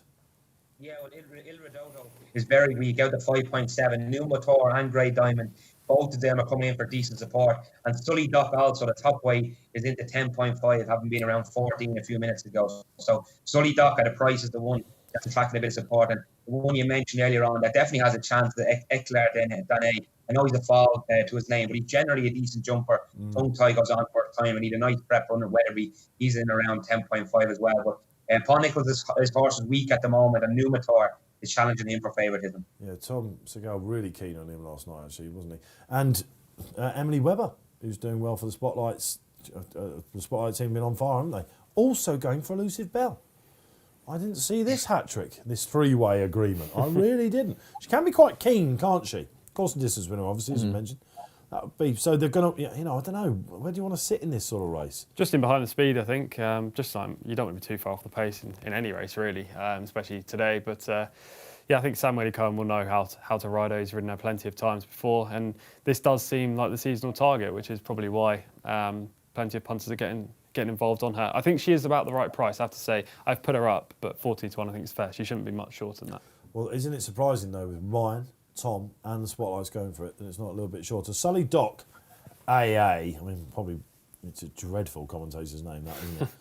Yeah, is that how you say it? Yeah, Sully Doc AA, yeah. I think so. It looked like it might cause a bit of a surprise. It was that was the Sky Pirates and Before Midnight race last Saturday, wasn't it? And it looked like coming to the last, there was going to be 5 abreast. Before Midnight, obviously, very progressive horse, isn't he? 'Cause Yeah, very good. He did motor up again, didn't he? Likely Grand Annual winner at this point, I think. And that form could well, but it's interesting to see him backing up. Yeah, I mean, 4 of the last 6 winners of this race have achieved an RPR of 155. Only 4 horses so far in this field have ever achieved a career best RPR of 150 or above, and he's one of them. Getaway Trump is leading that group. King Darjon's another. Obviously, you've got to factor in the fact that plenty of these horses are going to improve and will be 150 horses. Il Rodotto, very likely. Ferro Bamboo, likely. Grey Diamond, potentially likely as well. So it's not a cut and dry factor to use, who's run to a mark of 150. But Sully Doc has, so he has proven form in the book, but he does carry top weight. What's your viewpoint on jumpers backing up this quick? I like to think Annie. Well, you must have a view on it, I'm assuming then. No, I'm just asking your opinion. I don't know. It wouldn't have had an entry, would he, at this time last week? It would have been Monday when the entries came out. So obviously very happy with how he came out, unless JP said, I want to run him in the last or whatever. Can you, as a trainer or someone who works horses, could you actively tell if a horse is feeling side effects from a run? Yeah, I mean, even if it's not knackered, but like. Yeah, I mean, that's an interesting point. I mean, you can tell when one is very obviously tired, and you can tell when one is obviously when they're off their feed, don't they? Yeah, and like how they are when they're being ridden around the place and all those sorts of things. So feed that, yeah.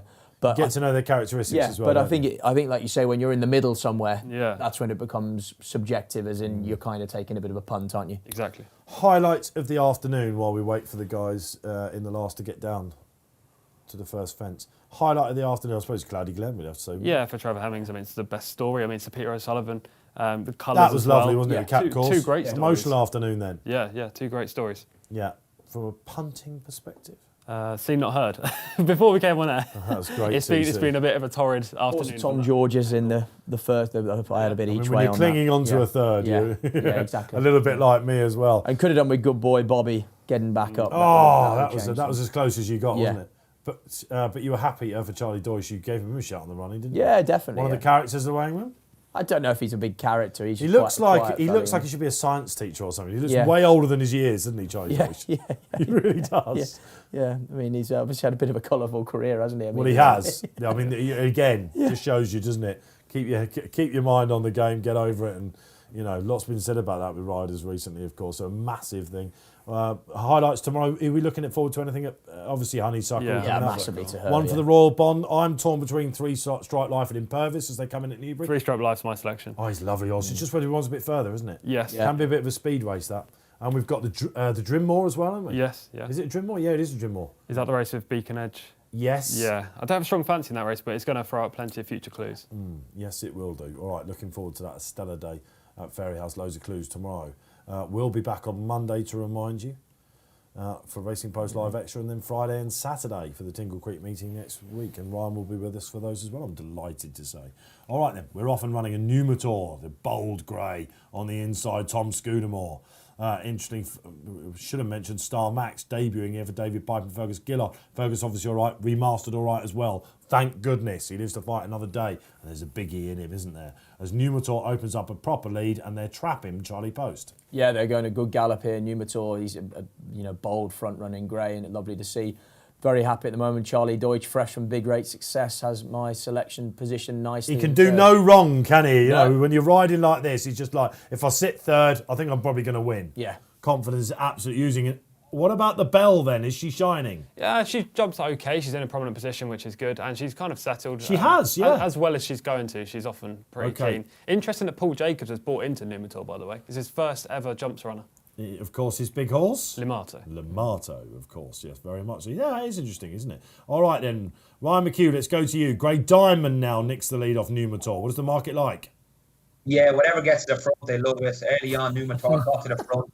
Was 5.5 BSP, was into shorter than 4-1. Grey Diamond takes over. He's into 5-2 now. So whatever gets to the front early on, hunters want to be on. 9-4 Grey Diamond. He's in a rhythm, jumping well out in front. So he's only going to get shorter from here if he keeps jumping well. Good Elusive Dark trapping all right on the outside in fourth, but Charlie Deutsch is not too far off the pace either. But it'll be interesting to see whether horses can close from the back. Il Redoto is a bit of a drifter out to 7.4. Yeah, he's winging them Grey Diamond all of a sudden, isn't he? That was a great sit by Fergus Gillard, who's obviously just been on Poor the deck. Fergus, he's probably thinking, what have I got to do? This is the first time out. Nice from Harry Skelton as well on Eclat Dane. He was just helping him back in the saddle on the inside. Lovely moment, absolutely. Yeah, Grey quite Diamond right. just put in the short one there when Sam Twiston Davis wanted him to come up on a bit longer stride. Elusive Bell on the outside. Could this be the TCII? And Numitor up there as well. Sully Doc, we know. Or Sully Doc, how do you pronounce that name? I think it's just he's absolutely walked through that one, Sully. Yeah, I think it's just Sully Doc. The AA stands for something to do with the breeding, I think, so you don't mention it. Yeah, just Give us a chance. Give us a chance. Il Reduto then in the midfield. You won't quite know what he's got under him. Getaway Trump, the second stringer. Nichols, more talented than he's shown, isn't he? Once again, we've got a bit of a breakaway coming on here as they come down towards the famous cross fence. And LA, I wanted to call it LA Bell, but it's Elusive Bell, of course. It sits in Eclat Dane pulled up out the back. Yeah, okay, that's not good, is it? Let's hope he's okay. Gamble never really going. Asher Torn, his return never really going. Numitor nearly took that fence with him as well. Lucky to get away with it. So, Grey Diamond strikes on before midnight. Could this be Mark II? The closers are mounting, Posty. Who do you like in running? Getaway Trump's actually sort of sneaking into it as well. LA Bell, Ferrero Bamboo is still there. Il Reduto as well coming up. You know, again, we just don't know what we've got with Il Reduto, do we? So we're coming up to the fourth last. Who's it going to be? Grey Diamond coming up in front. He's flown that Il Reduto as well. Your money's got to surely be on him now. He's cantering right now. He's cantering, but Grey Diamond still hasn't gone for it. The other two shaking away inside. Elusive Bell, not today for her. Getaway Trump says, no, don't fancy this. Il Reduto still comes up well. Oh, Harry Cobden's going to be a double for him, is it? What's the market say? He's gone really, really low, isn't it? Can I finally have a winner on the show after Montmirel? I've got the wrong 4-year-old for Nichols. This is ridiculous. Oh, he went to the top of that. As soon as I said it, well, he's going to have to produce here, but he's back on the bridle. Numitor, valiant at the moment. Again, Grey Diamond backing out of it. Pharaoh Bamboo looks like he wants a little bit further at the moment. Not totally out of it. So on the last. He's up and over fine, and surely if he lets him go now, Numitor just a one pace in second. Well handicapped horse. Nichols used to farm this race. He's sprinting away, Il Reduto. This is one that's got any amount in hand. Dial a distance. If you were with Paul Nichols in the last, pick yourself up. You can't keep a good man down. He goes and takes it out. Absolutely hosed up from Numitor, ran really well in second. And it looked like Pharaoh Bamboo back in third. Let's go to Ryan then. He crept into it, Ryan, off the cross fence. Despite walking through the second last, he never spiked up, did he? No, we finally got a winner coming from the back of the field. 21 in running it was matched at, and the whole way up the straight, I'd say people who backed the 21 were happy. He made a few slight mistakes throughout, but he was obviously much the best. 131 he won that off. You'd imagine he'll get £10 plus, but he's obviously a horse going places. That was really impressive. Grey Diamond was matched at short. It was 2.6 Grey Diamond. He obviously faded out of it. He dropped away, having probably jumped a little bit big early. And Numitor was matched at 1.17. There's been plenty of horses today that have been matched at low prices to get beat. But the best horse in the race was Il Redondo in the end. And he careered away, just had to win pretty easily in the end. Ryan, it's been great to have you with us this afternoon. You're back on Friday and Saturday for the Betfair Tingle Creek meeting. Yeah, another Betfair sponsored weekend, the race today. Really looking forward to that. Obviously no Shishkin, but I'm sure if we can get a Willie Mullins runner, that'll add a bit of spice to things. So yeah, looking forward to next weekend already. Yeah, we've got Patrick Mullins on the Racing Post Live extra 6 p.m. 3 weeks in a row. We've had great times on that so far. Don't miss us. Kate Tracy will be back. Barry Orr will be back for us as that as well. Posty, great to have you. I'm going to see you when next? I thought you told me next Saturday. Is it Tingle Creek Saturday?